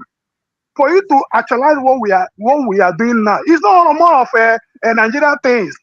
We need to move. We need to have allies. We need to coordinate. We need to negotiate. We need to relate. And that's what the woman is doing. She said that we are in legal battle now. We are the part of legal battle. Most of them don't understand the meaning of that. They think that it's all more of a wishy-washy. Then, the stage of that stage have gone. We need to relate. We need to have allies that will support what we are doing, that will look into our matters. And before you know it, we'll get what we want. There is a level that will play this game. When even you will be wearing Biafra flag in Bongo land. You will be wearing it. Nobody will ask you, hey, where are you going? That's the level the woman is bringing this thing. That's the level we are coming to. The level that even though, look at what's happening in Palestine and Israel. There will be level that you would, even though you don't get full restoration, it will be like that. They will know that this is a Biafran people. They will know that this is Nigeria people. Because you must do something and you continue doing something. It's no more of bringing previous ideology, previous style. You don't need to. And you are not getting results. We have tried armed struggle. We didn't get the result that we want. Now we are going diplomatic move. We are moving, relating, moving with countries by countries, moving around the world, telling them what Biafra is all about. And that's the state we are. And I love the way the woman is pioneering the affairs. Whoever that doesn't love the style should go to hell. They want the woman to go to jail. That's what they want. And when she go to jail, it will take us some time before we get somebody that will be trusted. I know this is a time buying. It's time taking. We don't want to continue like that. So let her continue the way she's doing it. The men on ground should learn. They should follow. They should key in with the training. This is the requirement. It's no more of every time you come out to social media making noise, telling this, telling that. No. Allow the government to do their things and you do your own part. Shouting that now we not be done. Now we not be done. Now we not be done. No, the stage or you don't mind. I want to hear I want to get my I want to film man I na watch. I want international film I go nyobala watch ga. Even Israel mere. Israel should home from Israel. How many countries? Ghana, Qatar, Konja Mado, Babu Mado. Here who has self defense. Now they will train any terrorist anywhere in the world and get what they want. You didn't know which one to that level of politics they play. Which them they Biafra and a level of game Akaga. Now you have to get a game. If you are not wise enough, you can't play the game. They should continue blaming, talking all manner of nonsense. They should allow the woman to do what she's doing. She's getting the result. The required result we want. She's getting it gradual by gradual. We will get to our destination. They should stop all this nonsense they are talking about or every time. Why is such an I sleep on my horn? Well, besides, I don't talk much about her. I don't like even measuring her name because I know that she doesn't exist. She doesn't at all. She doesn't have what it takes. Or the game before. She's just privileged to be in the corridor of what we are doing. She just be privileged and she misuse it. And she's paying dearly for it. She could have like that prophecy that told her she would be a goddess. Prophecy is all about telling you what will be about to happen. But with your stupidity, you can stop your prophecy to be unrealistic. You can stop prophecy can materialize. It depends on the individual that the prophecy was ministered to. They may tell you that you are going to get this thing, but there is rules that you need to play to that prophecy to materialize. Already in the spiritual world, it has been materialized, but because of your stupidity, you stop the materialization of it. So that won't happen to her. She could have been the goddess as she been prophesied to, but because of her stupidity, she deviated on the path of the truth, and that's why that prophecy could not come into reality. It can't come to reality. So her prophecies might be true, 100% might be true, but because of the path you choose now, that's why that prophecy cannot come to pass again. So Biafrans, Genu Biafrans, keep on supporting the USB government. That's the only government that can bring us the desired result on this freedom of Biafrans. I hear my mark, continue doing your comments. Very well said, my brother. Thank you so much. You will understand the chapter. I mean the stage I'm on now. Honestly, very well said. Thank you so much. So, this is actually that time. We have to learn and unlearn so many things, and when there's so many mistakes. This is the time to put things in order now. Bikun. Mazi, continue this video, please. No, Mazi, you really spoke well. God bless you. Believe me, you really spoke well. You really spoke well. You see on the comment section how the ones who use their insignia to commit those crimes. So your anger might be right that they have carried out a crime, extrajudicially shooting 3 combatants that they are supposed to protect as prisoners of war. You two want to commit the same thing. No, you can't do that. You can't. The law does not permit that. And then you do it again, and then you put it in the open. You are beating your chest that I've done it, because this is where most of these things are taking place. I'm the one who did it. If you do this again to us, we will take more people and kill them too. Exactly. Now, Mazi, pause. Because they will come in tomorrow and use all level of apparatus of any way, live. Has it been happening or not? Has it been happening or not? You really need, this thing made me to have a rethink. When flashback, checking in that time on now, say, now we do it, never them, now we never them. After all that, the next day, I don't know bomb innocent houses. They all those things. They will take advantage of that. They will be the one that will plot that target, that when you're then they will grab that opportunity to start bombing people, committing all manner of crime around people be that place. Has it been happening here now? Biafra. Is it not what we have been experiencing? You see? Now, this IHL did not tell you, not this, did not tell you, do not defend yourself. Never. You know, all of those things, when Elembai Gamuta to do these things secretly,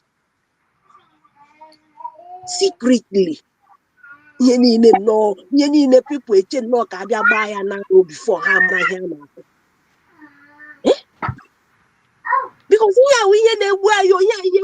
today.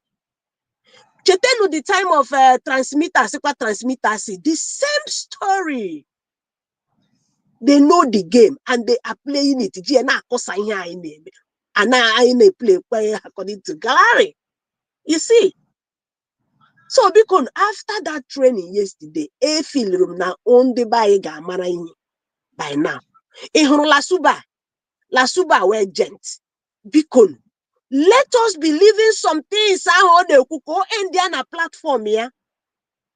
Some things on the kuna, we should be leaving it to end in her platform. Help humble lion. You can see me bringing videos. Help cutting out. All neighbors or no such part. Cut it out. Send for the program. Analyze. Please. Because humble lion cannot do this thing alone. And the whole video. Here. You know? So if you see such, cut it, bring it. I watch we need to use our number 6 now. There are some things we should leave behind us. And there are some things we can bring out to expose our enemies. So learn how to do these things in a secret way. I say, this law, I don't know to bombard this man. They want him to say things out of he even tried though. So many people will ignore such questions because everybody is listening. Here, so many people will be listening. Oga against the rules. I lose here. I don't know. You know.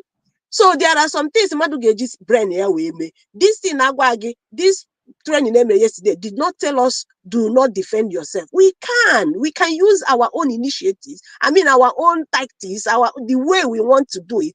But aso no we need na social media. There were some things happy behind you. As you continue. Atitina, economic. I am at that program yesterday. I'm a man in the modest man. The man who goes book. But the man, I had a water simple ABCD. I got like a guy, I will look guy. I was there, I was me. When you're done, what on your day, no corner. Everybody the hot. But those Abatan didn't know USB government about liberation armies. So I can now. I know feel how I'm an age on a New York no. I know man on Chama Junior yesterday. But this man only point on a heat whereby what he on a maritime of our PM as the government with violent with government now. I got be a case. But okay, now I have a go na government. I said government. I have to go official government. And was everybody na gazi. wee gba ihe ha kwesịrị ịghọta amala ihe ha kwesịrị ime kịta na abụ ị na-eme ihe ọbụla ị na-eme iwuru uche gị na-eme ya ime ya ịgba nkịtị n'okwu aha imeghere ya ọ bụ ozi ka ọ gbazie na net na ọ nga obodo nke a ọ bụrụ ihe gị na-azụ ya ọ ya place ka ị nọ adọ ndị achọtara gị ọ ihe bụ ihe this man na-eme explain ha machọtara gị ịnọ na ya place mmadụ achọta gị ị ga-defend onwe gị o nwere time ị ga-eji wụsa aka si mgbe anyị kwuru mee ihe ọbụla ị ga-eme sevugodo onwe gị sevu ndị ahụ ị kwesịrị isevu edekwa n'anya na na ha bịara ka ịwụsa aka ọ bụrụ ihe a ka a na-ekwu ihe a na-ekwu bụ enweghị ihe ị ga-eme hapụ ya ime gị ihe ị kwesịrị ime yes ị defendịrị onwe gị ọ ya bụ defending ha but our people adịghị eweta ụdịrị asụsụ ahụ na nna m ha megidere dị manụ ka ọ kpọọ okwu ahụ ana m everything agwụ you understand so onye nwa bụ the ten ahụ ya bụ the problem anyị na-adị enwe cause o nwere ike mmadụ apụta kịta na asịra gị na ọ sụrụ gị ọ gwa gị ị chọrọ ime ihe mee ya otu a ka ị ga-esi mee ya ime ya silent way onwe ha na-eme silent ọ bụrụ everything na-apụta ka a na-egosi social media ha nwa ga-ejizi aka ha gosiwezie ya ihe a chọrọ bụzi ka ha werezi aka ha na-egosizi the ten ọ bụrụ ozi ka anyị nwa na-egosizi ya o nwe time ọ ga-ere fụ Nigeria gọọmenti agwefu ihe a na-agbagharị ha werezi aka ha na-egosizi ya na social media na ekwe ka o si dị ịma na ha na everything ha na-akọva ya but o nwere the stage ị ga-emegide anyị na ha megide ya ha werezi aka ha gbanyewezie ya na screen sị na ọ jọkwala ebe nke ata ihe a ka anyị chọziri ka a na-ewepụtazi emezi ka ewepụta emewa na-ewepụta weta gago ọ mgbe anyị ka na-achọ ihe anyị ga-eje kwụrụ ọtọ onye mgbe aha ka anyị ma eweta kịta na ihe anyị nọziri bụ kịta na gọọmenti ka anyị nọziri gọọmenti talk to gọọmenti then ihe nreziri omesi nọ na-eme ihe ha na-eme ya ha gbanyezi ya n'ọkụ nọ ndị a emegide ha ihe individual action emegide ha ihe ha nwere wedozi aka ha na-agbazi ya n'anwụ ihe a ka anyị chọziri mgbe ha wọd ga na-asị echekwa ma ndị a na-eme ihe ndị a na-agbazi agbapụta ya n'anwụ bifo na ndị a ọ bụzikwa ndị ọzọ na-agbapụtazi otu a ka anyị chọziri ya onye nwa bụ dite na ahụ okwu dismanụ kwuru ebe a but onye dị ka oluzie amalụ difense ọgwa ha ka o si dị otu a bụ the ten ahụ onye a na-akọwa ihe niile ọ na-akọ you understand so nwere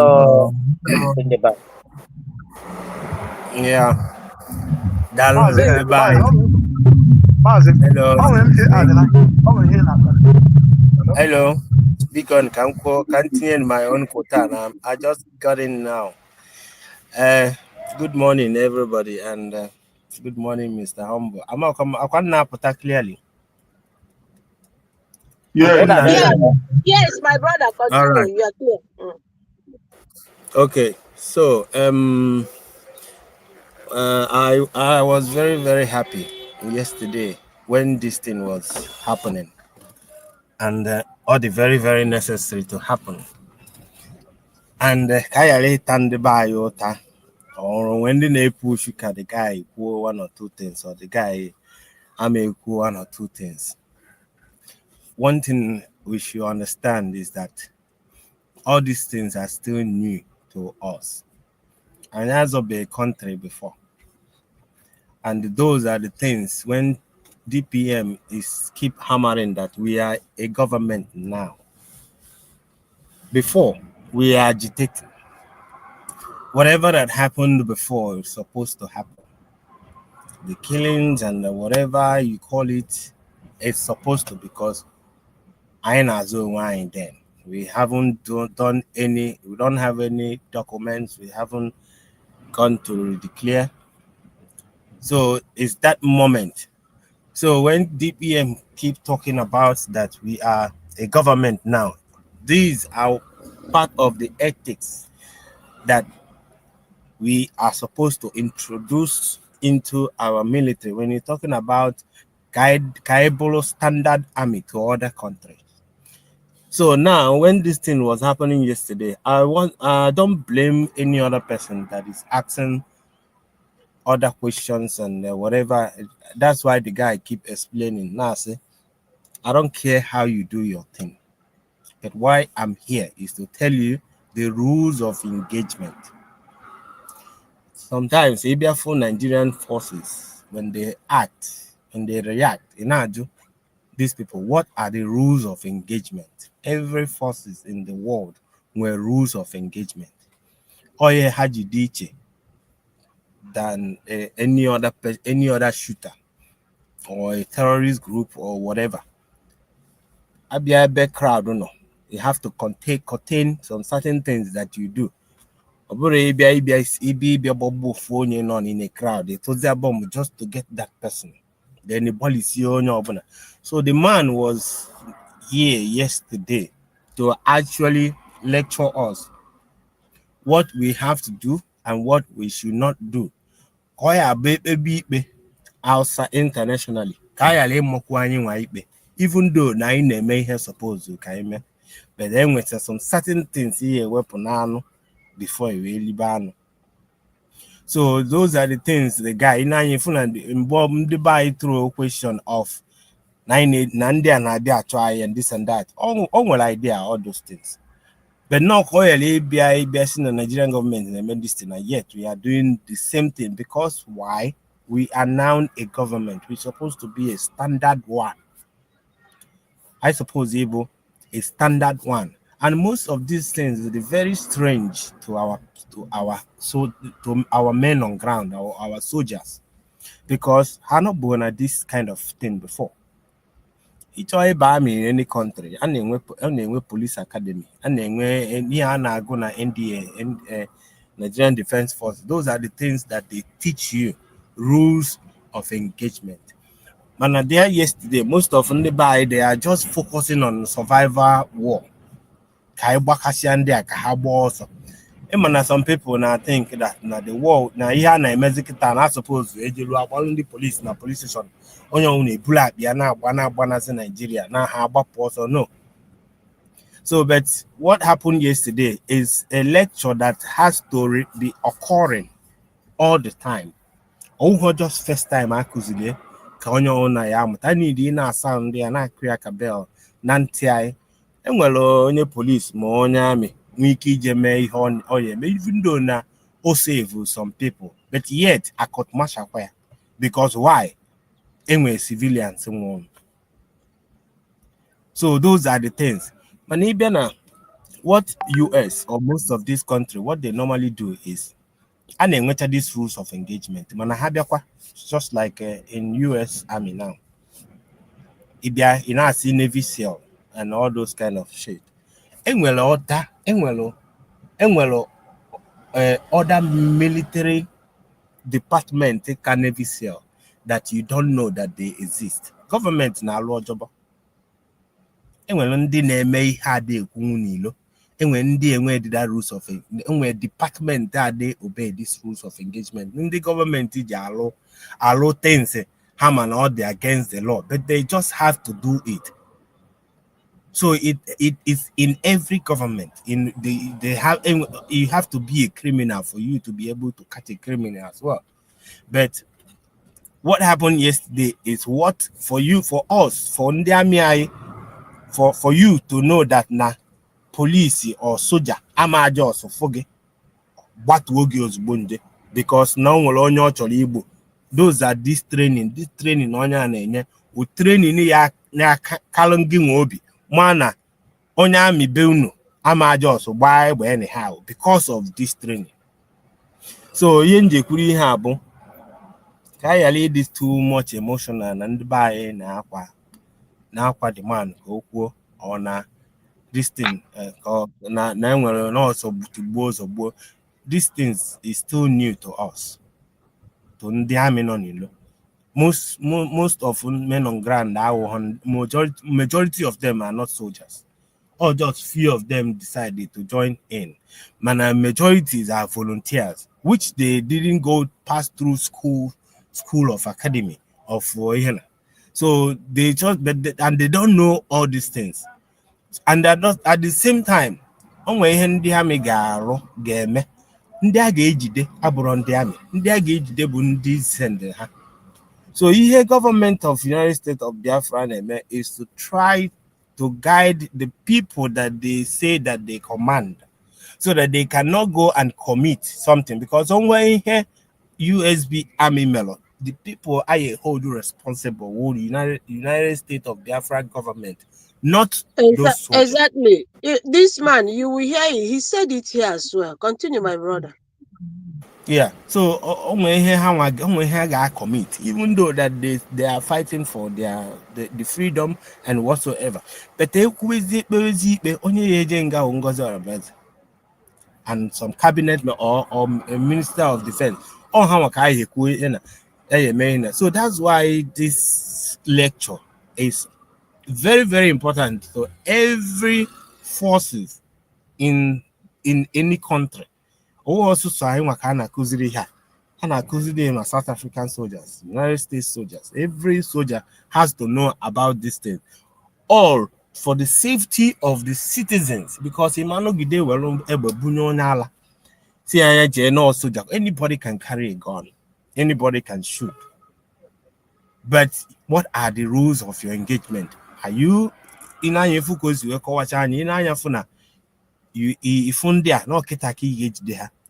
have to think or you achieve why what you are about to do. What you are about to do, or you meant that name finish here and back.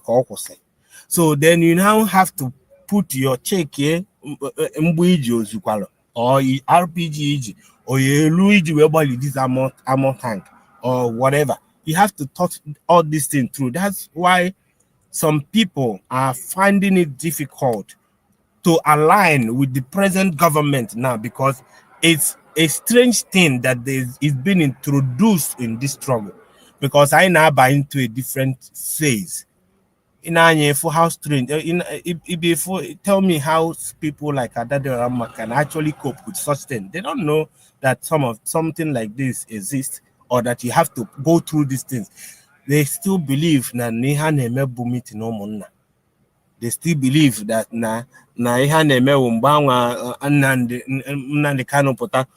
saying yes,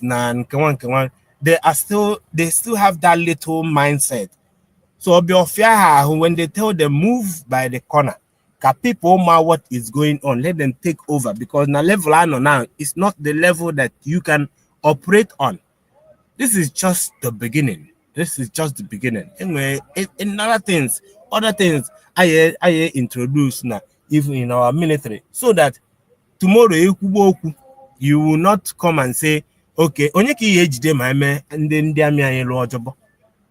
Onye chọọ ọtọgbọ ebi ọgbọwalụ, mana onye signature ya dị na most of the things a na-ekwu na United States of Biafra nwere amị. All those people nọ n'isi. So all we have to do is to encourage our people, especially our soldiers, to learn, to concentrate and understand. Or the willing, you open up for you to learn new things. When you learn new things, then you can be able to understand the reason why what you are doing, why you are doing it. Otherwise, you will be messing up the whole time. Thank you very much. There were my brother. Honestly, yeah, because now the stage I know there now, stage I know there now to learn and unlearn the ones I'm a before, and now learn the new thing in our front now based on the level this our freedom fighting now. So you are right. You are right. Mana emago enwere etu mmadụ ga-esi kwugide okwu without being told. Ị ga-ama na onye ahụ nwere ihe ọ na-achọghị ikwu na that air on air. Ama m ịghọta. Enwe ka mmadụ onwe anything ịmakwa onwe dị ka ị ga-esi kwa the man ka o kwuo what you don't want him to say. That's what I'm saying. The man is teaching. Yeah, the man is teaching. That is what the man does. The man teach this kind of things to military. it makes it fun or sound to you. So do however you engage your enemy or whatever motive that you have for fighting is none of his business. But his job to actually tell you what to do and what not to do. So you because only the professional. Exactly. Exactly. Other Yeah. military, the armored car, jet fighter, all the equipment. So his job is this particular thing. So he doesn't care how you. Enwekwara nke o kwuru, enwere nke o kwuru, nke ahụ adịkwa m scared about that one. Nke ahụ nwechara otu ọ dị, like he was exposing something there, but I just hope I get put here in trouble, sha. No, But anyway, on the by qualia to say that, but or he just kind of no matter how to engage. But I can always and strategy only to lecture the by how to attack or what to do. On all the Caribbean, any lobbyists, biaketa, or now again things about to lobby. This is my department. This is who we're going to meet. This is how we're going to do this thing. Mana onye nke anụa na no the ka ikuziri law of your right and what is your right and what is not your right. So if we go akwazi anya nne nke ọzọ, that's why you say that now. All with time, the buy I got that, especially I got that here no the ka just one subject anywhere in the military, which is like the basic subject in the military. It does not concern your attack mode or your defense mode. Yeah, what it concerns that's the point. That point now point ndị be anyị ahụ to understand ihe nwoke a na-akọwa kemgbe. Ịghọtago? All point he make now ihe rara ha ahụ. This thing all the orientation. Yeah. Now here rules, the do's and don'ts. It doesn't stop you from the way each or each way secure yourself or defend yourself. Which one is totally left with you for you to do that. Figure out and keep it with you. Let it be your, that thing and you. But anyways, Mazi Humble. Even they might even be telling truth and mixing it with a lot of lies and the rest, and they will throw it out there. And you might not have the capacity to defend some of those things, even though you are on the right. As they always known of. You have to be very smart. You have to be tactful. You have to know who the enemy is. You just have to respect the laws. The law doesn't stop you from defending yourself. However you want to defend yourself is your decision. Yeah. The only problem is respect the laws, because the struggle will come to an end and the law will come after you one way or the other. Yes. I see.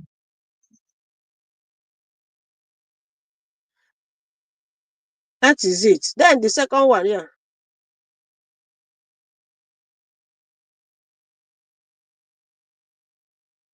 If Rock goes to Kawanya of here is, and like as I said, we are here to look at the. If Rock goes to Kawanya of here, and then we can even though na Nigerian army made the same thing that he made, they can turn whatever you're supposed to use against them to you. On the army band by it, they can change the narrative. And professionals are employed. My brother, they employ professionals known at the game for so many years, so you can actually beat them without knowing all these things. So I know that's why you say now anyway military part now look all the bar US military, some part of them we are all classified, but it's not good to the world when people hear what they do. But a classified thing that, but they did that thing to achieve the goals because there is no other way. Because those people did not, maybe the rules of engagement is not about safety. It's about what is it? What are we going to do? Kero the engage rules I need I finish on there. Or I be anye for anye or hapo for that is just it. So the guy is specifically actually explaining that now you don't have to do because that they do, because the judgment is not for you. But find any way to deal with your problem, but at the same time save yourself in case of after the whole thing. Instead of in a safer side, or was I'm still punish even though that non can a bully. Thank you. Biko nna m unu ajụọ n'onwe unu. Before this training abịa yesterday, we have been asking this question. Why is it that not this time our leader is facing the courts?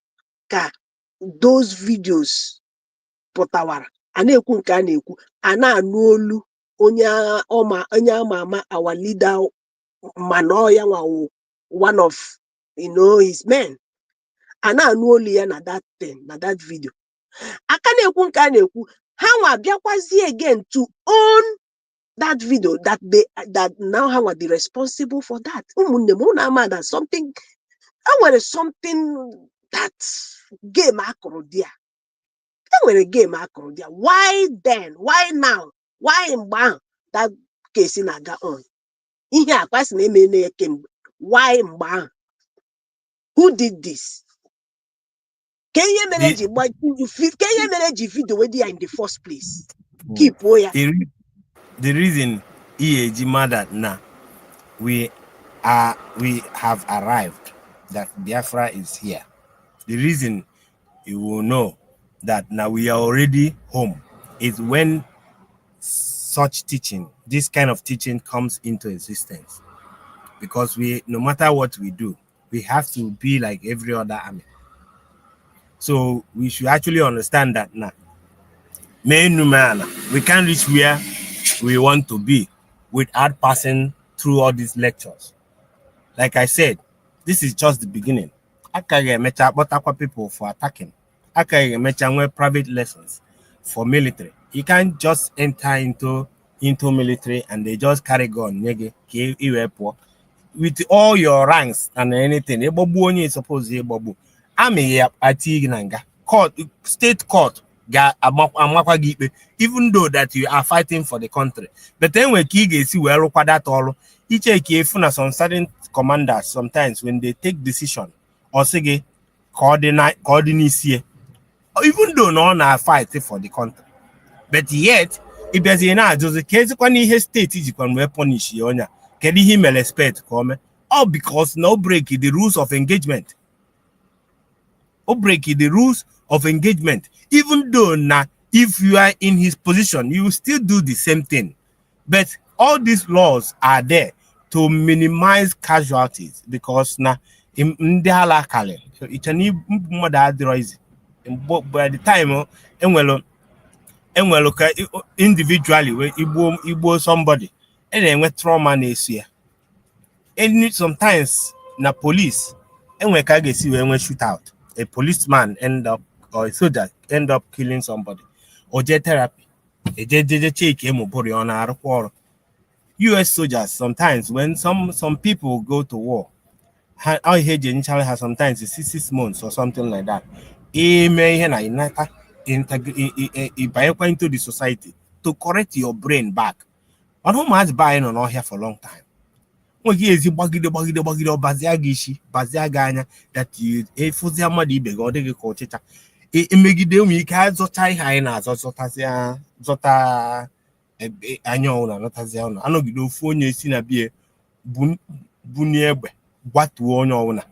because now brain gearbox brain because no one akana mana triggers anyhow on eyes yala.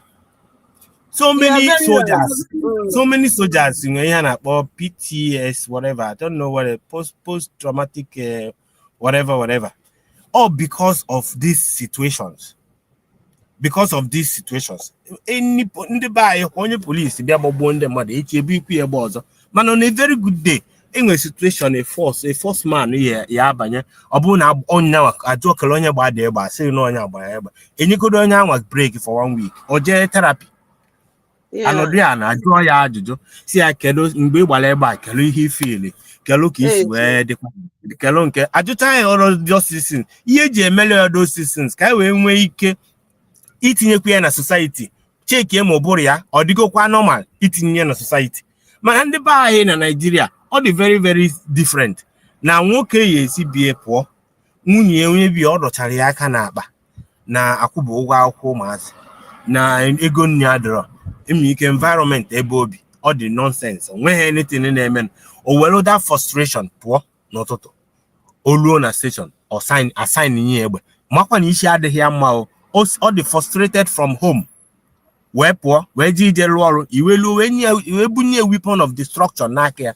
ọ pụtazie na main road nke nwawo somebody kpo Gucci glasses yiri ezigbote akwa buru X5 pụta park ya na-asị ya my right ọ dị ka onye geghị ntị that person will not listen to you ụbụrụ anyị fụrụ dịka electronic board imepe azụ radio all those diode na capacitors ifụ edukọcha ọnụ onwe ka ihe ịdụpụ ofu onwe ka ihe sikpanye ofu onwezi connection the radio enwewe problem ọkụ ụbụrụ anyị dị otu akwakọ understand so you have somebody that's why ebe na say these people na-ege adadora ọ na-eso adadora ma ọ na-eso oge nke professors na doctors na-eso oge nke knowing exactly na ebe nọkịta na ịma na these people wayo ị na-echeck izi na-asị how come somebody like this esi na-eme ụdị ya na ime respect no suppose he na-eme this thing all because that na the brain need to be orientated only the to ke agbakwa ewelukwa soldering iron soda wire onwe wire kopulun n'isi onya ọkụ na adị so you be sometimes if you're teaching somebody in the graduate teaching to let people to forget the ones that they know before and try to see reason in a new one that you are introducing to them. That's it. Thank you.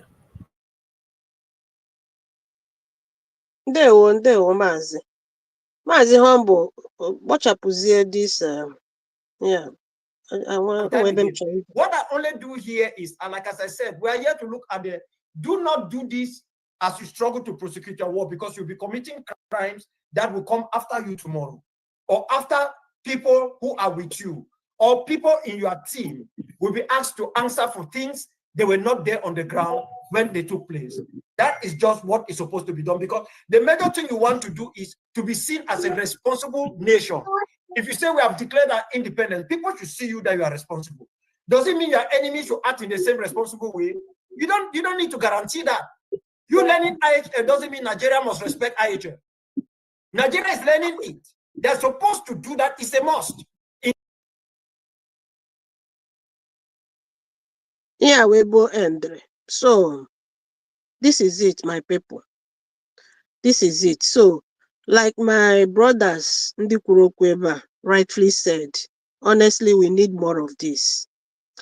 We need more of this. The system already, I mean, some of us, especially men on ground, I mean, it will take a longer time for this, that is to format or reformat their brain or their mentality or the way they think to doing the right thing. Man, I really thank Dr. Ngozi Orabeze for taking this step. To tell you the truth, if every leader, a good leader, let me use that good, every good leader, were his or her own template. Yes. If for this step, even now, is an eye opener. And let us not take this for granted. Let us practice this. And I like the way the man said, because after those questions was still coming up, they were rephrasing it and still asking the same question in a different, way.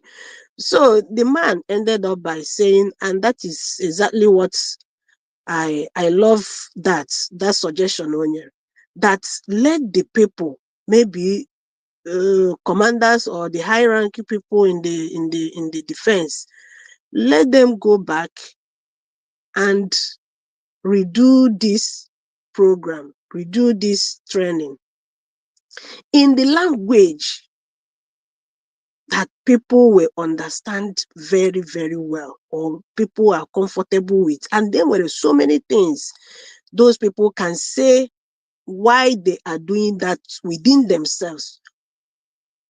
And if it's something that they are doing it in the public, they cannot say it. So that's why OG did very, very important. That thing was suggested that they will go back and then repeat this same training there within themselves, then video it and send to him or to them. I don't know where a boss is sent there, but he suggested that, and it's a very good suggestion. So my people, thank you so much. I really appreciate our DPM and her cabinet. They are really, really, really doing us proud, very proud. And we will forever thank her for that. Thank you, my people. Mazi humble. Thank you so much. Yeah. Thank you so much. Thank you I so have much. another place to go. So Okay. Mazi Triple M, your final submission. Oh yes, my brother. Thank you very much for the time, my brother. We have already heard it all, and we have done it. I believe we are also on the track. We are on the right path. Anybody supporting USB, you are on the right track. If you are not supporting USB, you better turn 360 and follow the good way. It is only the government will give us what we want. No, no deceive yourself. Don't come and say you don't know, or you are still confused. You don't know where to follow. Follow who know road. That is the only thing. If you really want to freedom, you really want to be free, totally free, support USB. That's my final submission as we continue to push. Thank you very much, my brother. Thank you. God bless you. Thank you. God bless you. Chibueze Agunabu. Dewo.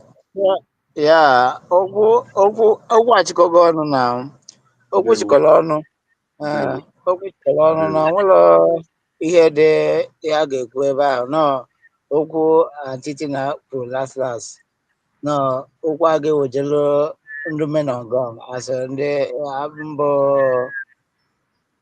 ndị ha ndị na-afụ maka ndị menọgram ha wejere ha okwu a ka ha gezie ọfụma malụ ife kwuru so that ha ga-aghọta na ọ bụrụ na asa ha emere ihe ha kwesịrị ime nọọ na-ekwe ka ị ga-esi eme ya ka ọ gazigbelu gị nwa gazigbelu ndị nọ n'obodo dị na-echekwa so ezigbo okwu ọnọmatin bụ ya ahụ ọ dị oke ụtọ ahụ agbapụ ya ọtọ achọkwa ndị ọzọ Dewo. Dewo. Thank you so much. Mazi Obi1. Dewo. Your final submission, Mazi. And I believe you have Yeah, I think that we are very lucky to so have much. people like you guys. Those Kai, Kelena, you, and other ones that I can't remember because Unua. Because the man and I could see this thing. But it's not everybody that will actually understand it Yes, immediately it's true. or what the guy is saying. Yes. So but in that now it was because of you people. That's why we were able to win the battle of these gangsters. No, Ekucha, we come here and we dissect it. We debunk the whole onye ọbụla atọtabalụ ana-akọwa ya ka ntị chiri echi mepe.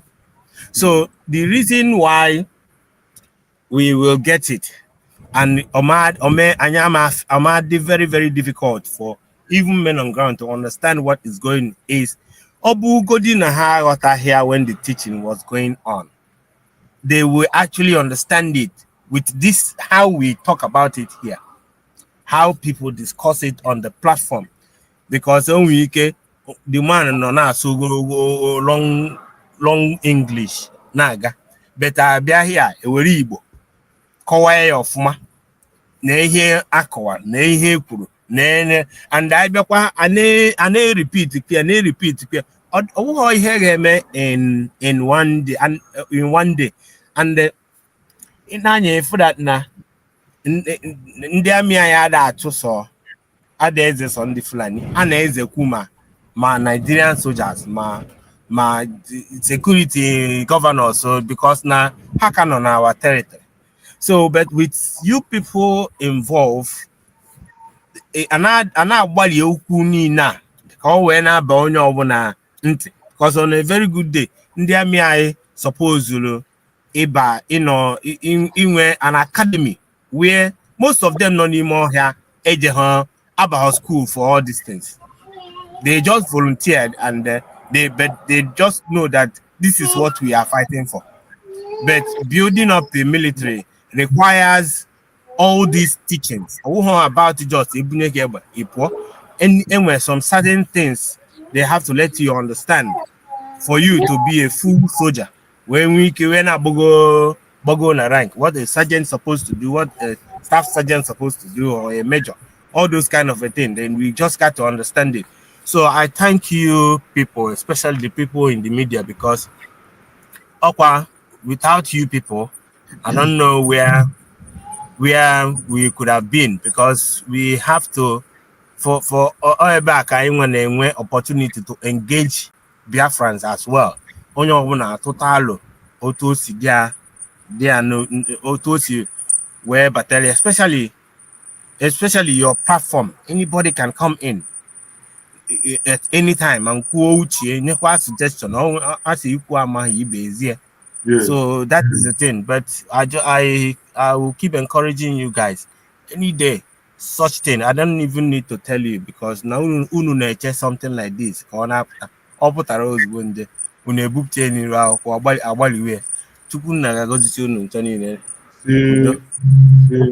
Thank you so much, Mazi Chukwu gozie gị.